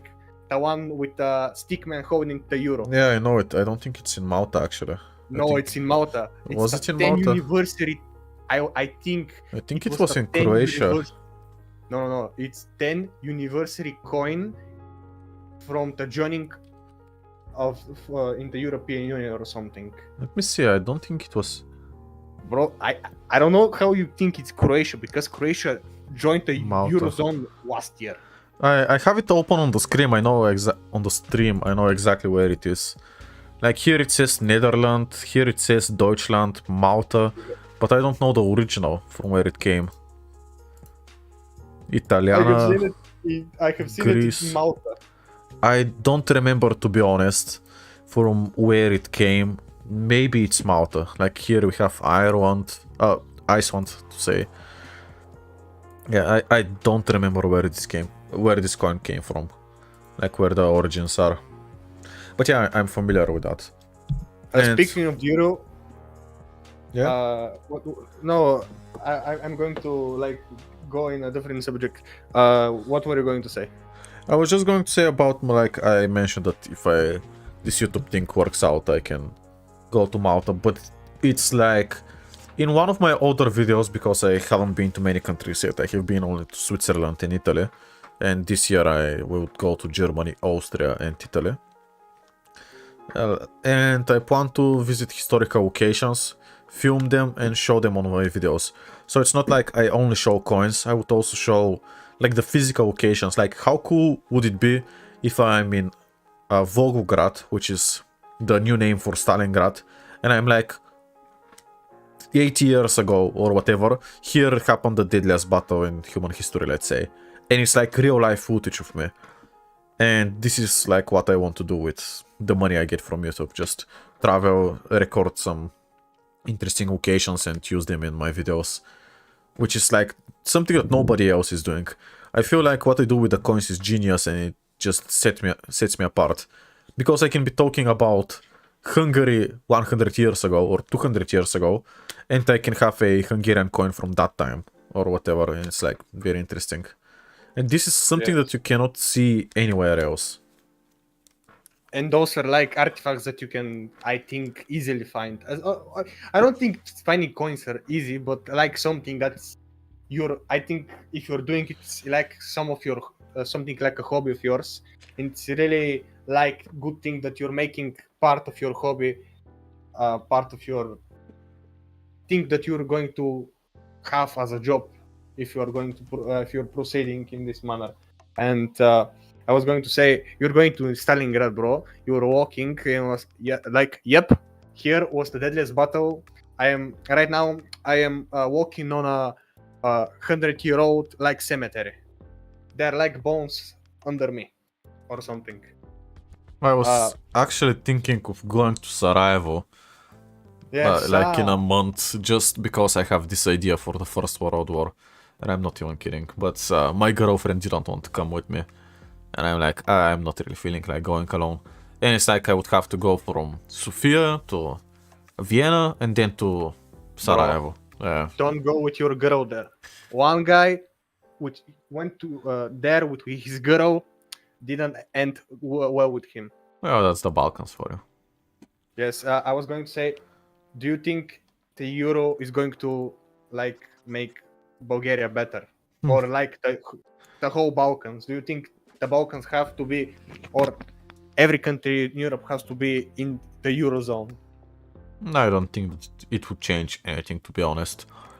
Like, it would give some power to the people, because as of right now, like, €1 is equal to 1.955 Eight. something, yes, whatever it is, level. And usually they round it up either to 1.96 or just to 2. So, since I earlier mentioned that I trade with stocks and all that, I do get taxed just because I'm using a different currency, which doesn't really matter, but surely. So I have an account in euro and it's a lot more useful. I pay less in taxes and these conversion fees. So it would make life easier for a lot of people, but I don't Yes, think for it people that changes anything, to be honest. Like, it would... Like, right now, this system we have enriches the banks a little bit, but not too much, so getting rid of it doesn't change anything, I feel like. So it's up to the people. I really don't care if the Bulgarian national currency stays or not, or is replaced. I don't think it matters economically, because if adopting the euro automatically means that you become rich, then everybody will do it. It's obviously like that, not like that. Like, Bulgaria has a lot of problems, as I said earlier.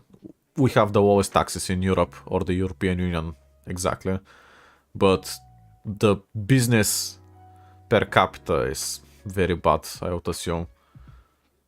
So yeah, we need more people to start businesses and all that. Like, take advantage of what we've got. I think like joining the Eurozone, this can help the businesses, because why would someone invest in a country that has different currency? Because we have to convert or something, you have to do like those things. When I was thinking about it, because I think that right now in Bulgaria it's a big question, bro, do we take the euro or not? And I think only old people are like, no, we want left, bro. We want currency that is named after a lion. We need it. It's a national identity or something. And I'm like, I don't think many people know, but Bulgaria is literally using the euro right now. If you think about it, Bulgaria is using the euro because it's fixed. The left is fixed to the euro, and the only thing that is different is that conversion rate. And I was thinking about it. Only people that change currencies, like exchanging currencies or stocks, like are the people that are not benefiting from it. And the only thing that is going to change, in my opinion, is like you cannot call 20 level Stefan Stambov or call €5 Ivan Minev. You cannot do that now.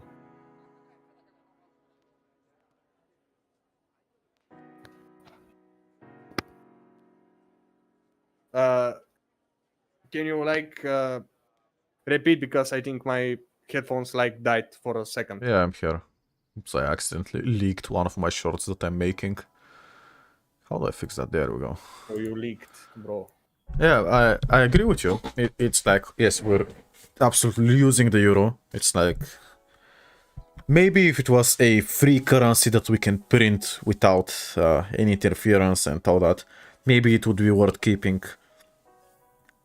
But yeah, it's like, even if you adopt the euro, you still get like half of the coin. You get the design. Not the banknotes though. But it's like, is this like, the country is losing 60,000 people per year. Are we really gonna just discuss stupid stuff like the currency? Because it's the same. Lev and euro is the same. They're linked, and they have been linked for like 35 years. Or whatever the euro was created. Like, we were using the German mark, then the German mark became the euro, and then we started using the euro. Yes, and we started using the German mark because the economy crashed. Yeah, it's like, with the left. It's not an independent currency. I think that the Romanian lei is an independent currency, which would mean that they can print as much of it as they want. Because in Bro. Bulgaria we cannot print. Romanian lei, bro. What the original name, bro. Yeah, Romanian stealing currencies too. they're doing fine. Let me see if somebody wants to If talk. I think I goed up the whole time.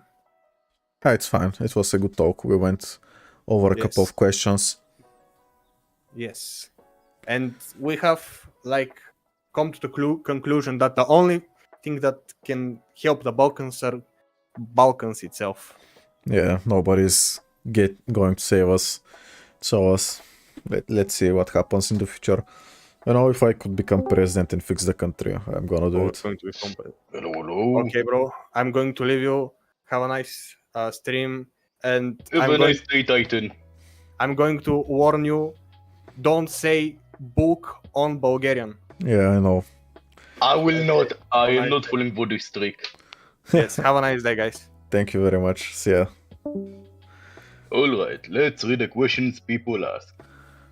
Let's read that's our 1 second one. What will the outcome of World War II be if Germany focused more on the African front, blah blah blah? Basically, he's asking, what if Germany focused on Africa? This is his question. So, I think we should ignore this. We should actually.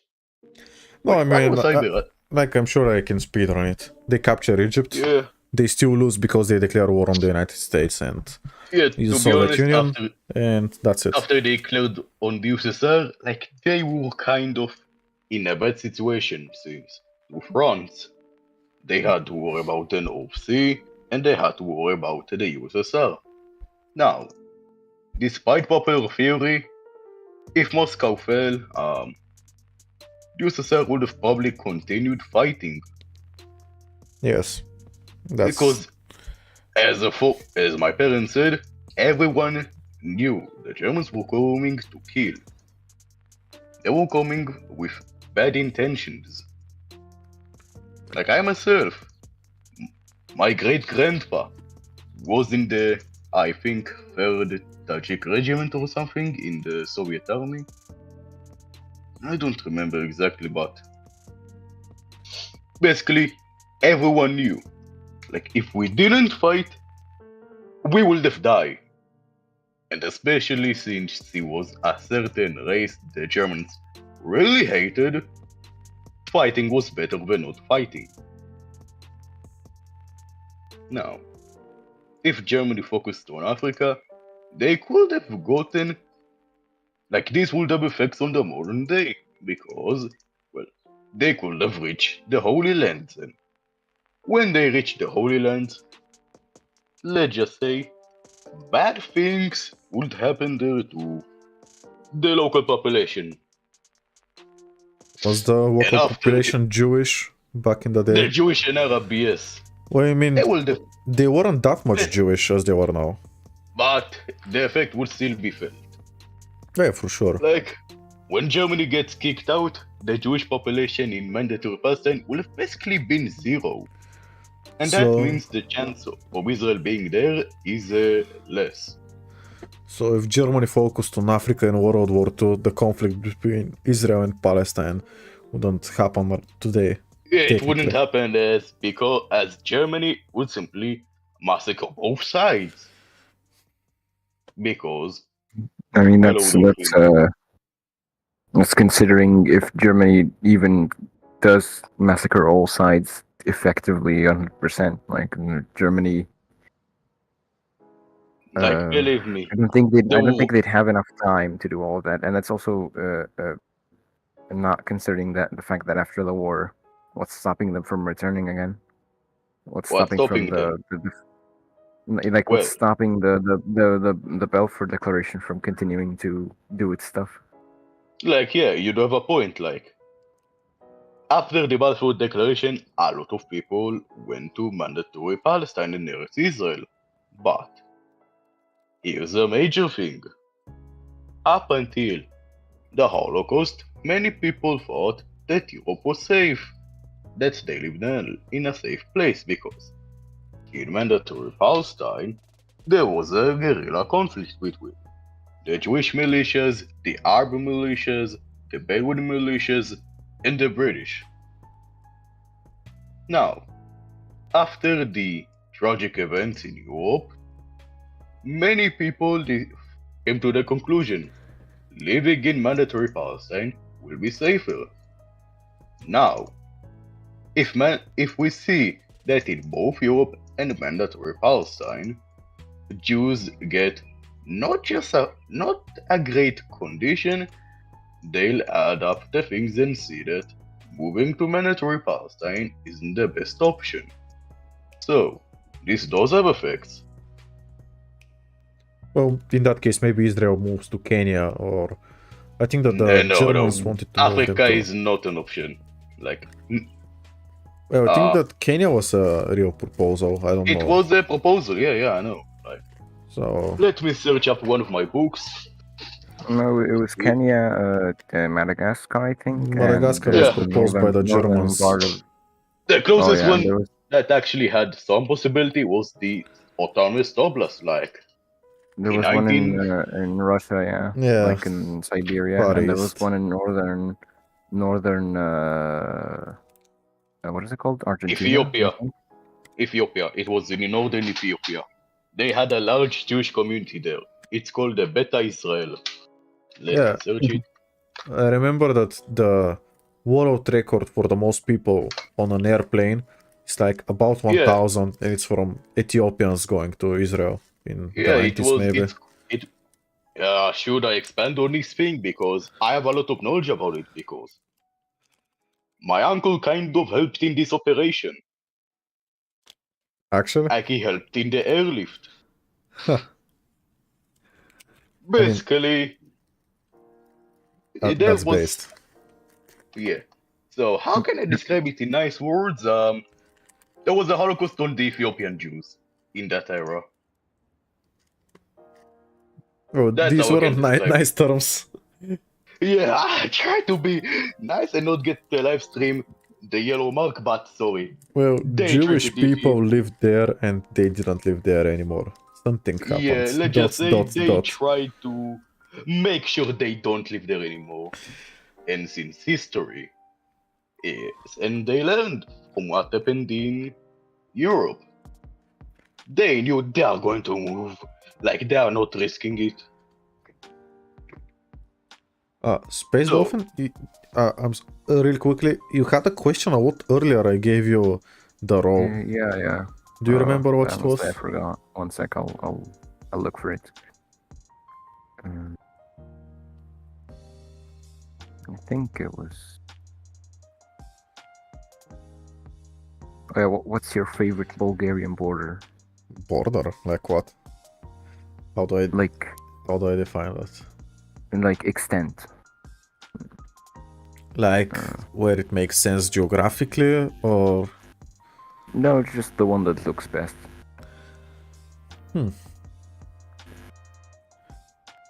I don't know. I grew up near the Romanian border, so I am a lot biased, and it's also the most recognizable.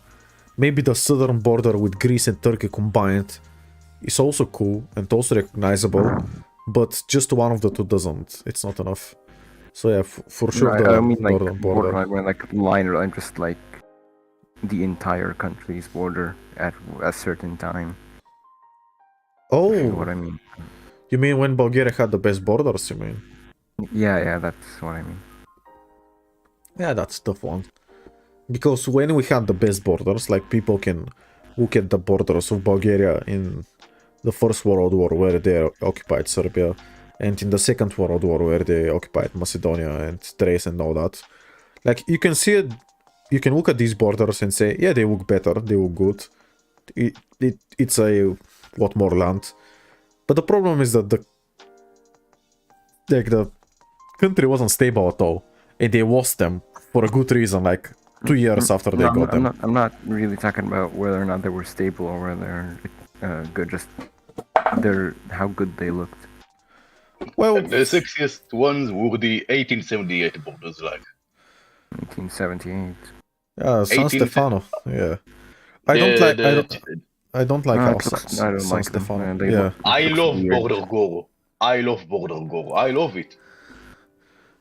I think that Bulgaria in like when you play Kaiserreich, which is what if Germany What won if the the First World Germans War. won World War One? Yeah, this is where they look interesting from a geographical perspective because they control niche province, but they also control all of Dobruja, so they have like these two maybe panhandles, and also in the south where when they eventually get to control Thessaloniki, like this peninsula.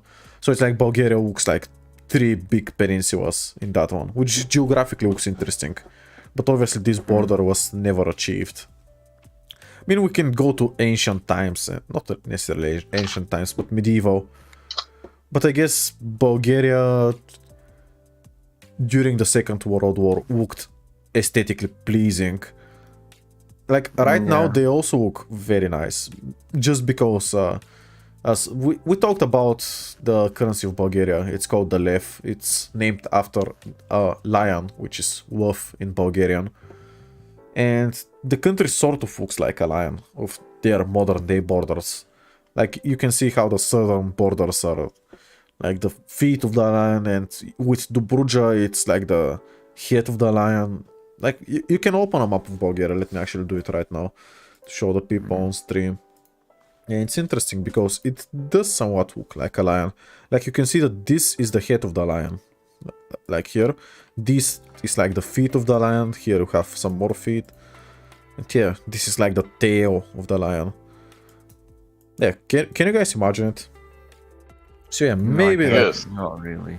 Oh, You I can can say open the this stream. is it. Yeah. On the stream it looks just right. Yeah, I can see it.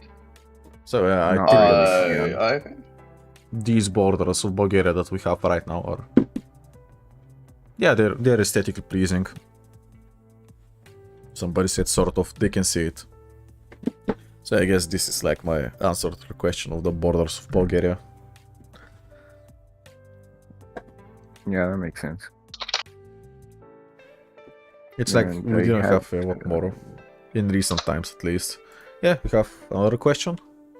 Yeah, and then the other question was do you use to edit what do you use to edit your videos? Oh yeah, I remember. Camtasia Studio. It's not free, but if you're Balkan enough, it becomes free somehow. Yeah, if you manage to pirate it. I didn't say that. I just said if you're Balkan enough. Yeah, if you're Balkan enough, like. Obtain it through different Special means. means. Yeah. Yes. Special web means. And it works. It's like, maybe I would transition to DaVinci Resolve in the near future. I tried Adobe After Effects. It sucks.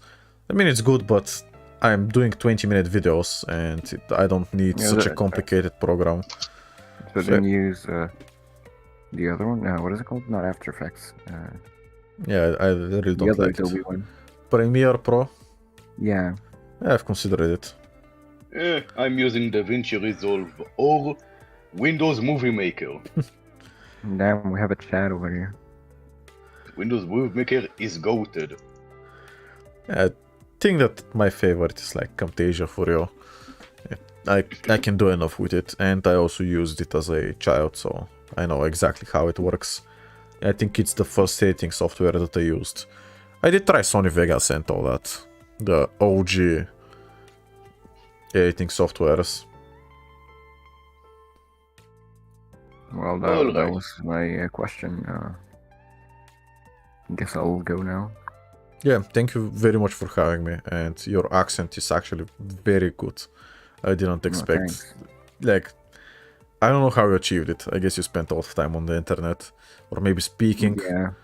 Yeah, good for you. I also think that, from what I've experienced, the further away your language is from English, the better your accent is usually.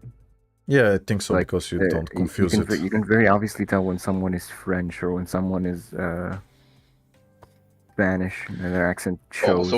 Or Russian, you know. Yeah. Like, I mean, accents can make things weird, like. Hey chat, what do you think my accent is? Honestly, chat. What do you think my accent is? Is it Stalin accent? Feels Stalin like accent. that Bedouin in the middle of the Jaws desert. Opinion on micronationalism. Okay, Alright, I'll that's go now. very Goodbye. interesting. Micronationalism. Oh, he left. Well, do we continue about Operation Solomon, the 1,000 people airlift? Actually, let me see if somebody wanted to say something. Let me see if they are down to join. Just so I can answer as many questions as possible. I want to have Yeah. like 5-minute conversations with people. So if anybody wants to join, let me remind people how to do that. Yeah, you Yes. simply do column mark Discord, I did it in chat. Yeah. Let's see who is one. Alright. I think it reacted to mine and not yours. It still works. Yeah. So, people, come to the channel named Live Call Channels. This is the channel rewriting is in right now. For Yes. example, let's theoretically I want to ask a question like, how do you evade taxes? Let's soldier in.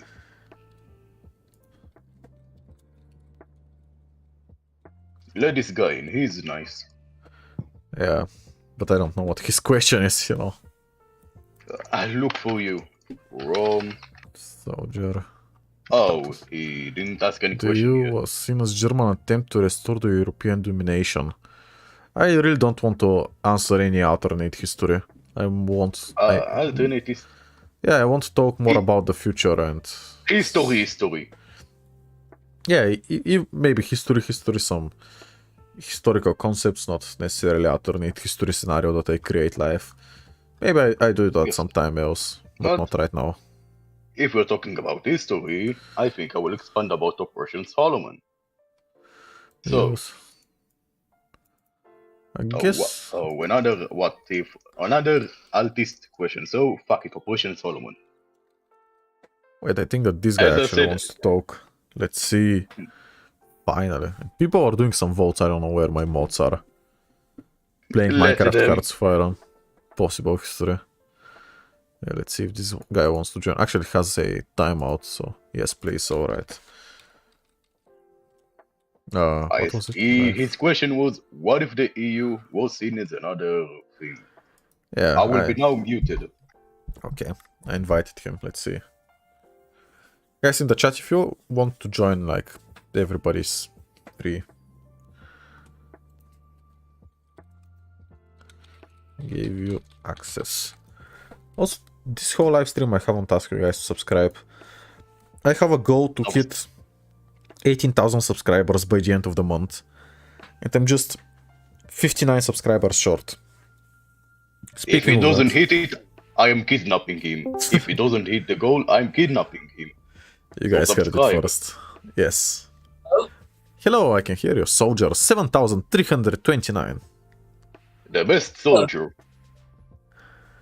So, Well, my question was Someone- indeed, what if the EU was seen yeah, I can hear you. Go on. as an attempt to restore the German dominance over Europe? German. I Well, this one would be difficult to achieve. For the Because simple some reason. people actually see it as a thing, because some people literally see it as a German attempt to assert dominance. I Well, know Yeah, I but thought- it could maybe. be, for example, something like, well, I had the idea before, countries like France and the UK that joined in the early years of the EU tried to make Germany dissolve the whole union and leave Europe again divided into small factions instead of all joining against, for example, well, the EU was born to kind of fight against the communist bloc. But if other countries saw Germany trying to use this union to restore its dominance over Europe, I don't think it would have a lot of success. Yeah, there's no doubt about that. But it's like, Yeah. how does that even happen? Because, like, Germany became economically significant like a lot after they united.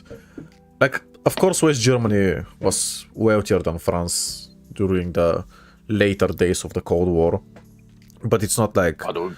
I feel like when the United Kingdom left, then this is where Germany could have stepped it up, and only France and Italy could economically oppose them.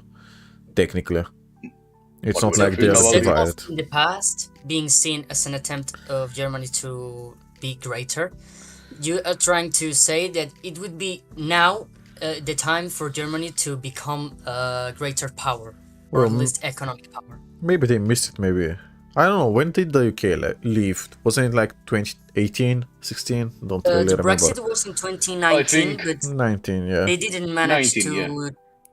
Yeah, 2019. I did think they didn't manage to officially leave the European Union until 2021 during the pandemic, because I mean the Brexit was voted in 2019, but I don't think they were able to officially leave the European Union just yet because they need to make sure a lot of measures and policies were being applied after leaving the Union. Yeah, I know that they couldn't leave immediately, and it was like a whole process.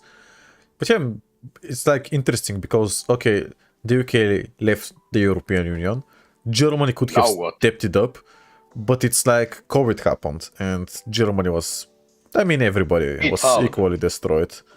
So It was hit hard, Germany, like. yeah, let's see. everybody. I think that France was hit even harder. That was what?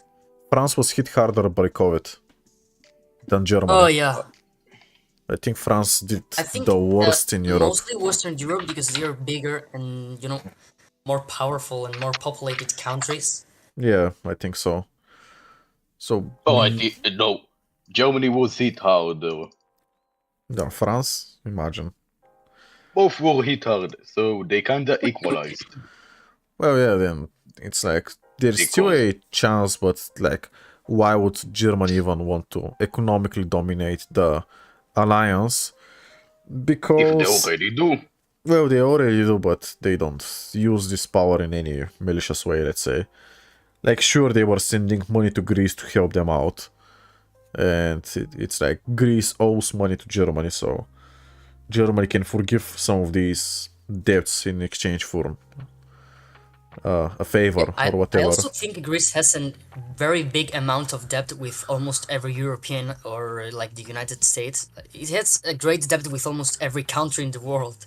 Yeah, I mean, that's your average Greece. And they're still 25% unemployed. Or they were 25% unemployed, now they're doing a bit better. Only 12%. Yeah, I don't know why Southern Europe is just really unemployed. Like countries like Italy, Spain, Greece, and I think Croatia had a big unemployment problem back I don't know 5-6 years ago. But the Southern Europe is just a mess when it comes to job. Yeah, it is, and it's like maybe access to education in the south because it just gets so hot is restricted. Like northern Spain is wealthier, northern Italy is wealthier, northern Greece is technically wealthier if we exclude the capital, which like offsets this chart. But yeah, you can just imagine how. I mean, I also find it interesting, like why exactly is that? Like in these countries where they are poorer, they're also wilder. Like there was how wild are people in terms of talking and all that. And you know, the Scandinavian countries, they don't talk a lot together with Germany. But it's like when you go deep south into Spain and Italy, people are like the wildest. And So when you there's- go to the Middle They East, shout while talking. I have spoken to some really loud people because I've been to a lot of these countries, and it's just horrible. They shout a lot. It's impossible to have a conversation with them without bursting your own eardrums. I don't know why this happens. welcome to the Mediterranean, friend. Yeah, that's how the Mediterranean does it. That's how we do it. I think that Italy and Spain are doing a lot better now. they saw Yeah. a lot more economic growth than Germany. Like Germany was less than 1% and Italy was maybe 2 or 3%. So they're doing fine-ish, but still. Yeah, they're having a Let lot me of check. economic growth. Oh no. But my throat. They're having a lot of economic growth, but their politicians right now, if you search about them, they are really controversial. They are having a lot of problems. I knew about the For example, in Italian Spain, one. the president of Spain, I think he just approved, or well, the Spanish parliament approved a law in which a part of the country which wants to be independent, Catalonia, well, the Catalonian started an illegal referendum, and they have been chasing the politician that wanted to start that referendum, and I think it was 28th of May, this Tuesday, they passed a law. They passed a Oh, law I'm gonna to go. forgive The all fire their requested crimes. me. Sorry, I didn't hear. Wait, sorry? Jirambe, can you... Okay, he muted. Just saying, there are fire rockets that, holy shit, Hezbollah is going insane. There are fire rockets. Can we all not of say those. that on live stream? Yeah, I will keep it later. Just saying, Yeah. something wild is going on in the Middle East right now. Okay, Soldier, Like every can you... day. Anyways, What has happened? let Soldier continue. Yeah. Like, I might need to go to the shelter soon. What just happened? Did you just throw a lot of rockets at some place? Basically, yeah, they're throwing a few rockets at a very important place, at Haifa. It's like further, Let the me most guess. further away This from... may be in the Rafah place in Israel. Rafa, should I discuss about Rafa or not? Let's Because not. let's not. Ah, I okay, want your sorry. live stream to stay up and not have any controversy. Yeah, we were So- talking about Germany and the European Union, now we're talking Yeah, about so I will actually join the conversation. that. If Yeah, you hear any this is... explosion, that's why. I'm gonna end That's the because stream of the after this rockets. one. Yeah, so I mean we could continue to talk after the stream. Oh, I'm gonna take a break. I have been talking for 2 hours and a half non-stop. I'm so Yeah, exhausted. so in the 2 stream hours. just Yeah, so I'm Alright. just ready to take a break. But yeah, we can finish it like in 5 minutes, I hope. Let's speedrun yeah, it. so Germany blah blah blah. Anyway, European Union speedrun. Okay. formation. I also think UK a lot leave. of Eastern European countries tried to leave the European Union because it was very ineffective. Oh, they lost all their population. Yeah. Like Poland and Hungary, it's really not a very pro-European country or pro-NATO country. But Budapest But a is lot like of the Eastern most European countries- pro-European place in the world, I think. Or in Europe. Just saying, I think the live stream crashed. I think it crashed. It's fine. I don't know what's happening with it. I have some issues. Did you put maybe it on with low internet. latency? I don't know. Maybe it's Check fine. in OBS if it's in low latency. I'm gonna end it either way, so I don't really care. Yeah. Let's continue, so we can finish this on a Yeah, good so note. on a good note, I think Eastern Europe will form their own version of a union because they don't trust Germany and Western Europe. Like, correct me if I'm wrong. The Baltics, the Polish, the Hungarians, Slovakians, and Czech kind of get together. The three well, C's. yeah. There was an attempt to, I think it was a long time ago. Visegrad? No, three C's Some Eastern initiative. I think. countries like oh, sorry, continue. I think it was a three C's initiative by Poland and European Union and United States. I think that's Yeah, what okay, you're talking about. And I think the Visegrad, I don't know how it's pronounced. Visegrad. Visegrad, Visegrad. Yeah, the Visegrad 4 group tried to make their own official union instead of just being a group and get away of Europe and just start their own apart group. Yeah, wouldn't be surprised. At least they have some And these ideas. The Visegrad could be an actual major force because let's check military statistics. Oh, I don't have time for that. I'm just gonna end it. I mean, Yeah, so you guys just can end it. continue. I'm just ending the Alright. stream and leaving. Alright. Before you end it, I want to say something last. Yeah, Viewers, subscribed. Are you subscribed? If not, I am kidnapping rewriting. there we go. We need somebody to subscribe. Yeah. We're I want the I account. think I'm not subscribed yet. I can actually Oh, subscribe. there we go. I need 55 it. more subsubscribers for today, so I Only can hit my 55. goals. Yeah, for today I More need. specific. Let's make it 54. I already counted Yeah. your subscription. Worst case scenario, you can just subscribe a bot. Yes. Oh no, I do please not don't. recommend, but you can. Don't do that, please. Don't I do hope that. it doesn't happen like in other live streams where YouTubers are just trying to wait until they hit the subscriber limit, and then a lot of people just start unsubscribing and get It going happens down all the every time. progress. It's fine. It happens every time. It's not because I'm live, so yeah. Anyways, I'm ending the stream. Thank you everybody for being See here. you later, Thank you for viewers. my participants. Let me just leave here so I can do the outro. You guys can continue. I can join later. I just want to take a break. I have been talking too much. Yeah. See ya. Alright, see you rewriting. You need to drink some water up to 2 hours and almost a half Yep. of talking. All right. There I go. Yeah. Thank you everybody for being here. It was plenty of fun. I don't know when I'm gonna do the Scramble for Africa, as tomorrow I'm not home, but these days soon I'm thinking of doing the Scramble for Africa, which had I done, I'm sure that I could have hit the subscriber live goal, but I decided to have some fun and do that instead. I hope you had some fun. This is some podcast material. I answered some tough questions about Bulgaria, about Macedonia, about quite literally everything. And somebody is even calling me on the phone. Yeah, okay. I'm ending this, so thank you everybody. Subscribe to the channel if you haven't already. I'm gonna release a new short right now.